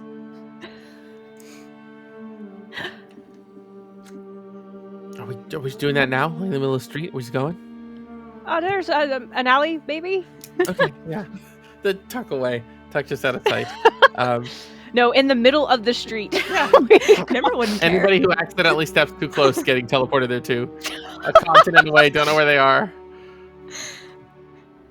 You think Nimra cares about little details like that? Other people? You don't notice them. But before we do this, was there anything else that we wanted to do above table? I don't. All the cities run together. I don't. Real. Yeah, I think only that's literally the only thing in Drusar. only thing that you had left was to go there. Only specifics to consider is like order of operations. If you're gonna go to Yelika first, then Oh, never mind. Rick starts to say something with the realization that if we leave, we have no way to get back. And then you can visibly see there's a look that comes across his face like, oh, we do have a way to get back. And then his brow furrows. Oh, we have a way to get back. Yeah, real. Or we might have another way to get back. Who knows? Yelly might be able to get us transporting directly to their sigil. The circle over, if there is a teleportation circle, that is. With that optimism. Yeah, I don't know. However, Rick has not drawn those lines, pun intended. Oh, He just knows that Haster's the way back to Drusar, and he's visibly not happy about it. Okay, let us go see your call. All right. Stand back. Let me draw this circle onto the ground. It will only stay active for about 1 minute's time, so let me transport in first. Though Huxley and Mal should probably follow quickly behind myself. Huxley especially. I assume it's a Cobalt Soul thing. Correct. And yeah, Nimra will take some of the chalks out of their bag, draw that very practiced teleportation circle leading directly back to their place of work. And let me tick off that I cast a 5th level teleportation circle. okay. You draw the sigil out on the ground. Extremely familiar to you. It activates with the arcane glow, this kind of blue light that emanates from it when it's active, and you can all step on and immediately feel yourself a similar sensation to the plane shift, just kind of willed through space, and immediately appearing on the other side, in atop a similar, an identical sigil, similarly glowing with that same kind of light, in a small sort of atrium space, a kind of open vaulted ceiling, and opening out to not too dissimilar a design to when you bamfed your way into the Cobalt Soul space in Amon, when you were trying to do so quickly and on the run not that long ago. It kind of opens out into hallways that lead in sort of either direction. Though when you first appear and set foot there, it is empty. You're not met with a crowd of surprised monks who weren't expecting your sudden arrival. There's no one kind of in this space and that's immediately visible. But Nimra, it is familiar as always to you. You know which way to go and where to go. So where are you leading everybody? Nimra will not look to see if anybody's behind them before they start walking off. Just trusting that people will follow them. Are they always like that? God. I kind of like the idea that like Rick's on the other side of the portal. 44 Mississippi, 45 Mississippi. I do not even know what the Mississippi. Oh shoot! I've lost count. Bye, bye. Oh no. Oh, she dropped out? Oh, she lost. I yeah. think she lost connection. It's Oh. connection issues. Oh, Oh man. the travesty of fucking doing this thing online. Oh crap. Let me Well, try to get a hold of her. that's a Seal didn't make it into the portal. No, she's gone. Oh shit. Oh What do we do? Oh yeah. wait. She's entirely off. Let me Find just out text her to make sure next she's okay. time. Yeah, I mean, hey, Sword. hey, As if, good as if ever. there's any way to do it, I'm gonna get a hold of her just to make sure she can't get back in to say goodbye at least. But Yeah, if it's storming that bad to where we could hear it, Yeah. it might be the storm. Yeah. Oh, hello. You're back. We were like, oh no, Ceciliana got eviscerated through the teleportation. It's not good. You okay? Good? Everything good on your end? Yeah, we're good. Okay. Okay. No. It's not over yet. We have 10 more minutes. Wait. Okay. All right. Yes. Nimra walks off down one of the halls, and you all kind of pile in, follow, assume you need to be Yes, troublemakers. scurrying after. Yeah. And you are where is it that you're taking them? directly to Yalika's office. Okay. So yeah, you navigate the back halls of the Cobalt Reserve, and as you know, this is the largest Cobalt Soul sort of facility repository in Tal'Dorei. It is quite large, quite expansive, and a bit maze-like, especially to anyone not familiar with it. Though you know the route to all your colleagues' offices from the teleportation atrium, from the front door. It's all not any real trouble for you. So you start making your way there. Walk for what feels like a lot longer than it probably is, and eventually come to one of many suites of offices for the archivists at a certain kind of position that are at a certain sort of like level of responsibility that they require their own working space.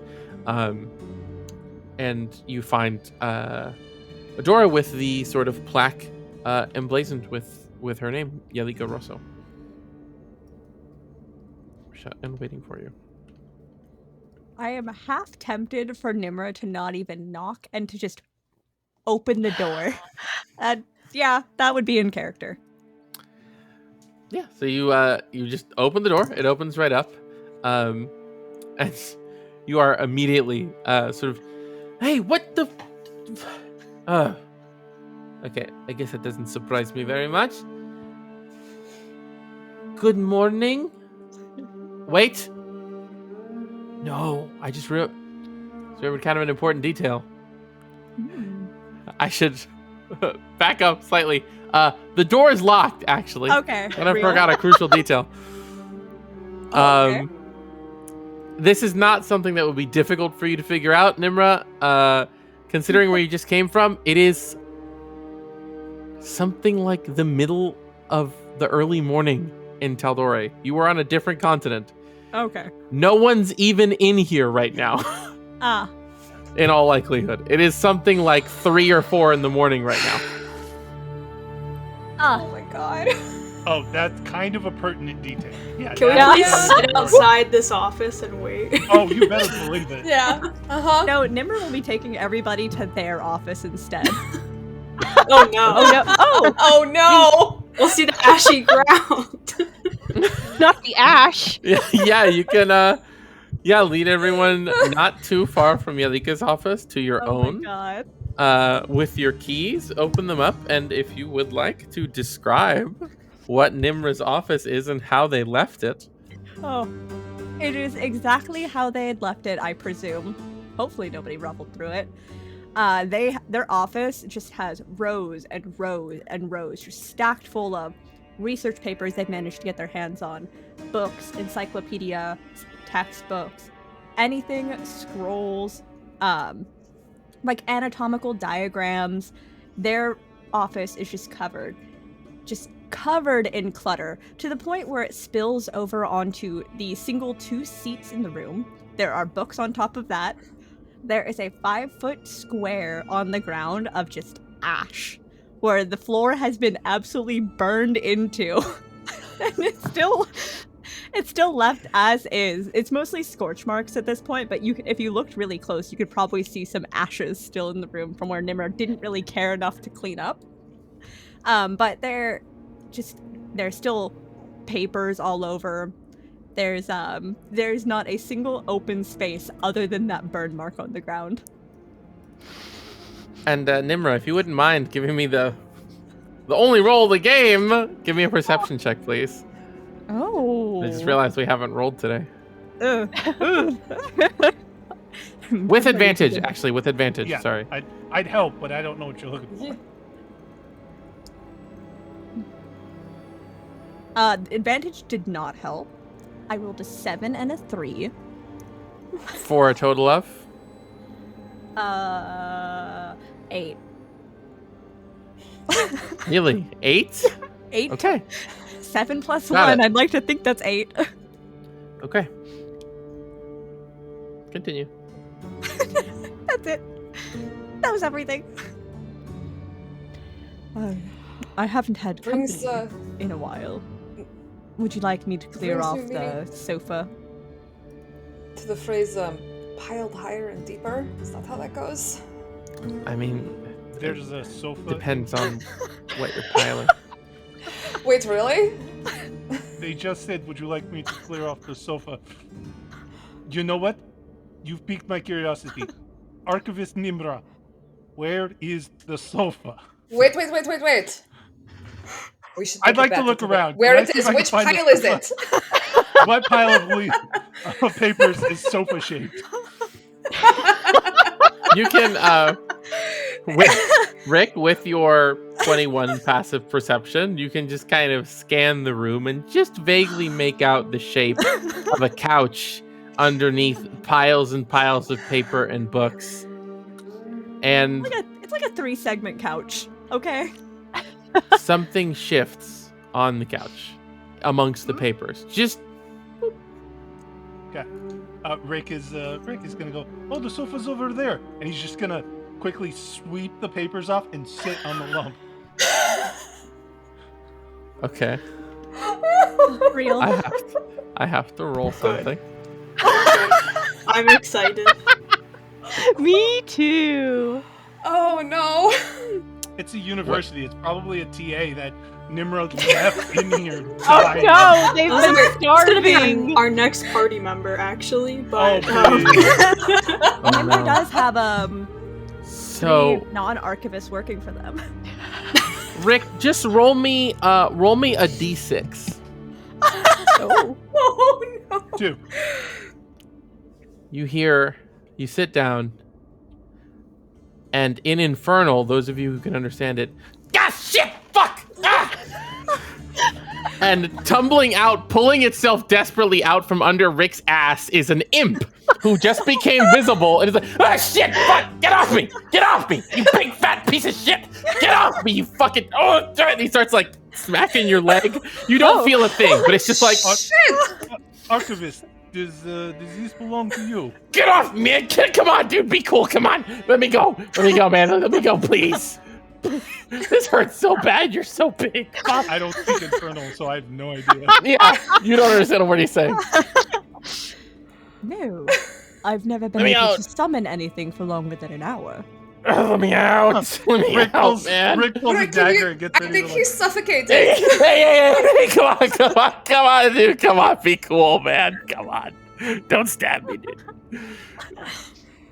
I'm gonna walk over and grab the imp by its Yeah. scruff and. Okay. All right. Okay. Hey. Hello. Hi. Pleasure to meet you. What are you doing in our friend's office? Me? I'm just hanging around. This isn't common your now, by the name? way.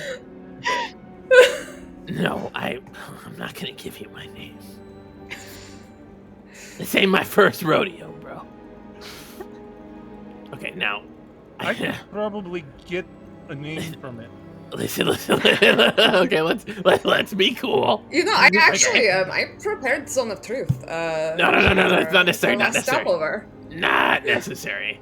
I'm so cooperative. It's so cool. It's actually totally fine. Just like I would love to see you actually cooperate if you're being so cooperative. yeah, Name? cool. Please, thank you. That's like come on. That's like the one thing. Come on. Anything else? I'll tell I'd you. like Just to like see that spell of yours in action, Mal. How fascinating would it be? I'd like to learn more about the culture from somebody who experiences it, so I would love for you to cast that. You know, sure. Give me 1 second. I will hold him, and Rick's gonna grab the imp by the head and squeeze just a little too hard, right? Just really Shit. lay it in. Real. We could have done this the easy way. We really could have. Yeah, I'll cast Zone of Truth then, I guess. Yeah. You know, I prepared it and I was like, perhaps this will be useful, but probably not. okay. All right.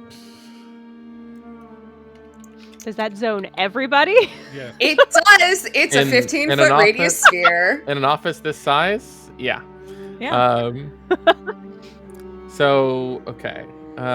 So yeah. everyone has to make a charisma saving throw if they Charisma would like to resist the truth compulsion. Oh. For those of you that wish to take advantage of it, you do have a +4. Yeah, I also Uh, have advantage on it anyways, so. That's fair, yeah. Okay, that's what's your DC? What's the DC, Mal? 15. He succeeded with a natural 19. Oh no. Okay. So I am aware Yeah, that he has you're aware. succeeded. Yeah. But has anybody on our side failed? I wanna know did. that. I rolled a natural 1. Oh my god! Now, it should be noted that you're aware it's cast on you, and you can't speak a deliberate lie, but that doesn't mean you have to start speaking the truth. I know. So just so it's clear. But yes, you do all have to also inform It's just Mal funny. whether you failed or succeeded, because that's part of the spell. Yeah. So That's with a +12. So including Rick's thing. Okay. +5 with Rick's. I got a 23. okay. Okay, so let me write this down in my notes for next time. Okay. That's a success from the imp, success from Nimra, failure from Huxley.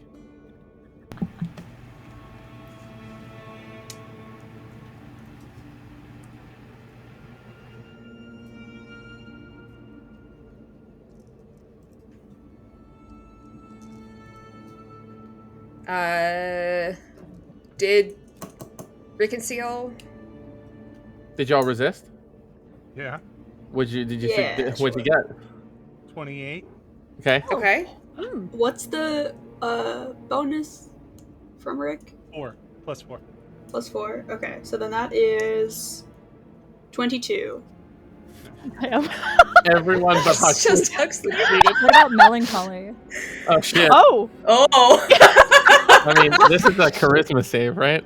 yeah. she should be Okay. alright. I also am a charisma-based caster. Oh, and Mel still rolled doesn't one. get it though. Melancholy doesn't get it. I'm kidding. Real. Let's see. That's a 24.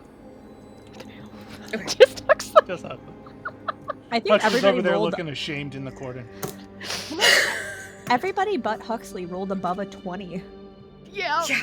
And I'm sort of picturing you grabbing it like on the back, so it's like kind of sitting like this, slowly rotating, and like looking up at you guys and just. And you see when you cast the spell, it like braces itself, and then kind of opens its eyes and just like.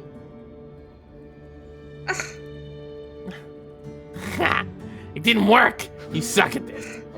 I punch it in the worth a face. So real. I'm sorry, there is a reflex when somebody's being an asshole. Do you punch yourself often or what? I'm gonna punch you again. Now, what do your unarmed strikes do, by the way, in damage? But I mean, they're significant. Yeah, exactly. How much damage do they do? They do. I don't have anything that makes it bigger, so actually they're 4. 4. Okay. Roll both of those to hit real quick. Is this the good cop, bad cop shtick? I think Bad that's cop. what it's called. Bad cop, worst cop. Yeah. I mean, frankly, I don't think anybody here is on the right side of the law. If you would like is there to, I can make my hands spark. Yeah, I can. 25 and 19. Okay, so after both strikes, the imp is like, you can stop hitting me, man. Fuck, dude. And it's like clutching its face, and you can see its jaw from the other side is not in the right place. Rick's gonna put his hand on the imp's jaw and fix it, and as he does, Oh! yeah. Oh,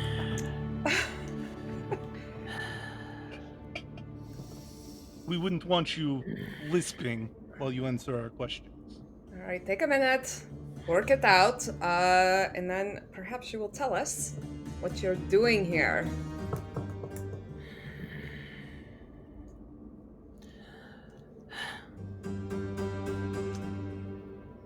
All right. I'm no stranger to a good deal. Okay. I know I'm not in the most he's still slowly rotating. I know I'm not in the most advantageous position. Rick can turn his wrist, so Yeah. like, as he's like, I'm rotating, imagining he's Rick's, like bouncing back and forth. Oh, I love him. Now I know I'm not in the most advantageous position right now. So I'm not gonna be unrealistic. But you need to know why I'm here. And trust me, it's important information. So, let's be cool. Tell you what I'm here for. You get the big guy to let me go. Is that reasonable? Is that understandable? Is that cool? We'll consider it. Okay, come on. Come on, man. Just can you all right, whatever. I'm doing it. I'm doing the bit as long as it's there.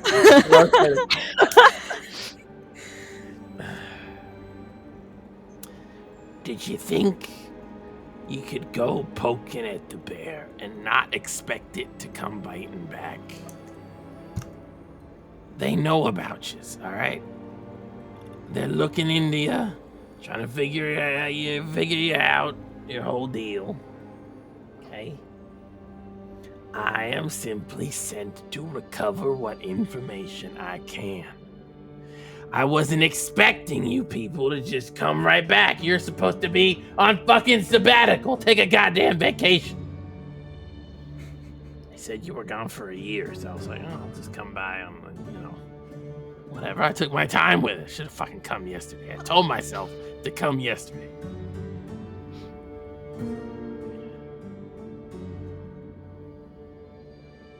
Is that enough? Is that good?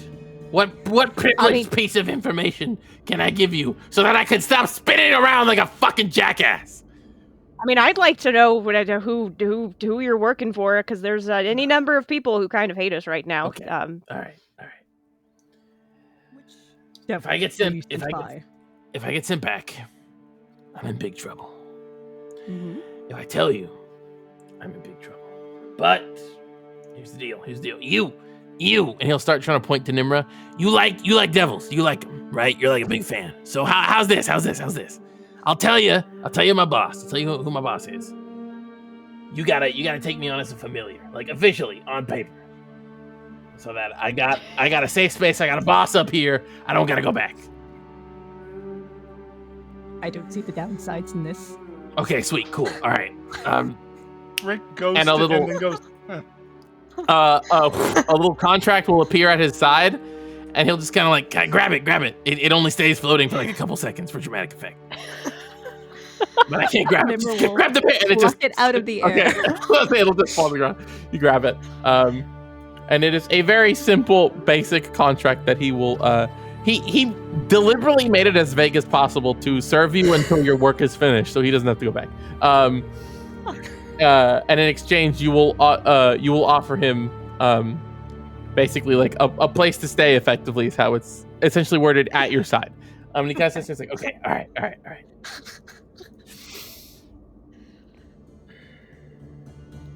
A permanent devil next to my side. I wouldn't call it permanent, technically. Anyways, all right, my side of the deal. Nimra will Big look guy. expectantly at everybody else, already motioning to sign the contract, but stops right before the pen hits the paper. You gotta sign the paper. Yeah, I mean, what are the odds that, you just stick around, hang out with us, and then go back to your boss downstairs and just tell him everything that we're up to? I mean, that's what the paper's for. If I'm your familiar, I can't go working against you. Is that how that works? Yeah. What good is a familiar you can't trust, I just assumed they were little like house pets, and I am not a pet! God, everybody fucking treats imps like we're cats! I'm not a pet, alright? I'm a guy! I like cats! I'm my own flicks him in the man! forehead. Be polite. Can you sign the goddamn paper so I can tell you what's going on? While I don't see any downsides with this, I do have to confer. Yes, I have to confer. This is just you, by Any the way. objections? I'm not signing up with none of these other goofballs, alright? I'm not hearing a no, so I will assume a no. Significant objections, but we are already in pretty deep. I do have to admit, I very much would like to send this little one back, especially if it's not going to be good for Do him. that, man. Come on. I mean, I agree with Rick. Honestly, I think it would be kind of funny. But Nim, Not be you funny. are picking up fiends at an astonishing rate. I kind of want to see how far you can take it.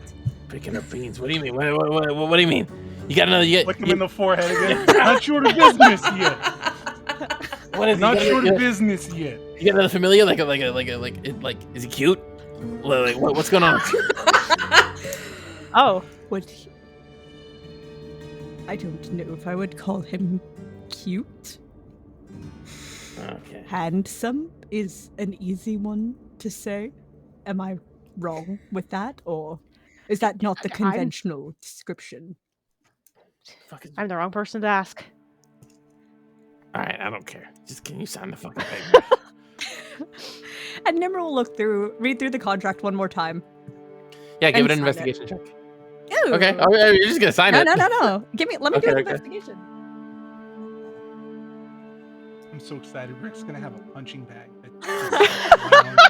This is gonna be great. Oh, I forgot I have a level up with this. 18. Okay.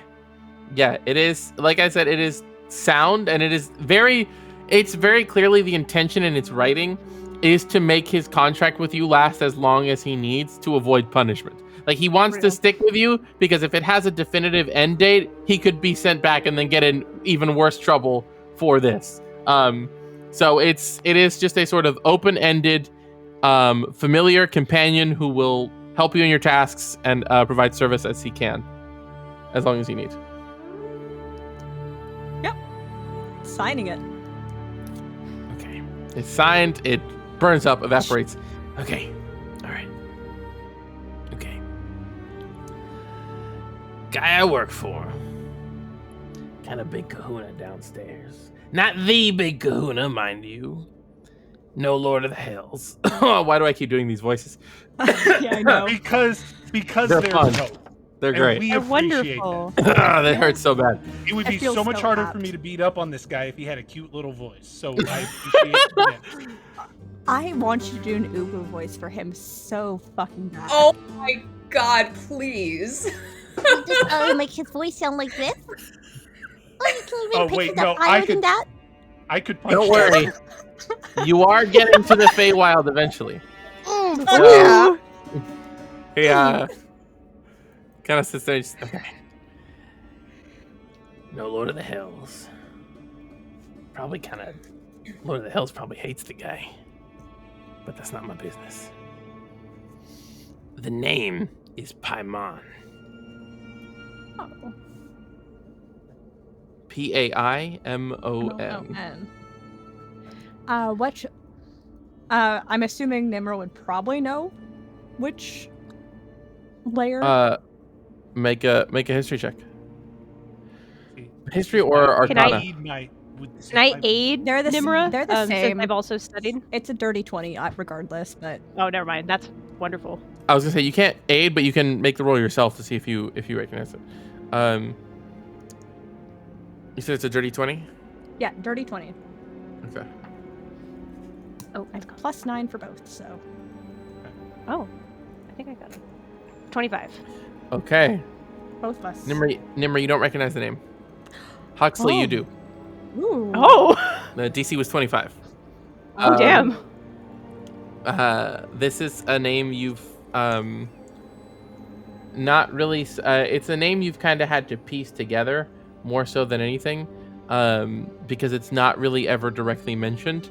It's sort of alluded to in passages and that sort of thing that you had to find in the.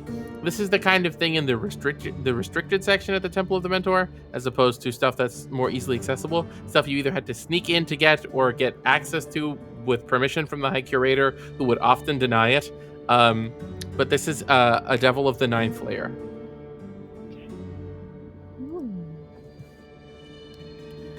But is he the Lord? No, the Like Lord of the Hells is Archdevil? Asmodeus. That's a known name. Oh. He is a betrayer god. Okay. He is a god. And he's technically the Lord of the Ninth Layer. Yeah, he is the Archdevil of the Ninth Layer and Lord of the Nine Hells. Is Asmodeus. Okay. So This guy is just in the Ninth Layer. yes. Interesting. Hmm. And for what it's worth, I was sent here to kind of dig through your stuff and all that. I would keep an eye and an ear out for people who don't come to play nice. You know, at a certain point. Fuck! At a certain point, they're not gonna keep waiting around. They're gonna come looking for you. And that's where we'll end the session for tonight. We're done. That's that. Yeah, you're welcome. Oh, he's just a little guy. Just a little guy who Rick left with 2 HP, punching him Yeah. twice. Real. He's not doing great. AJ, you look so smug. I can't. What do you believe think? I did What do you it think happens when we're better. done talking to him?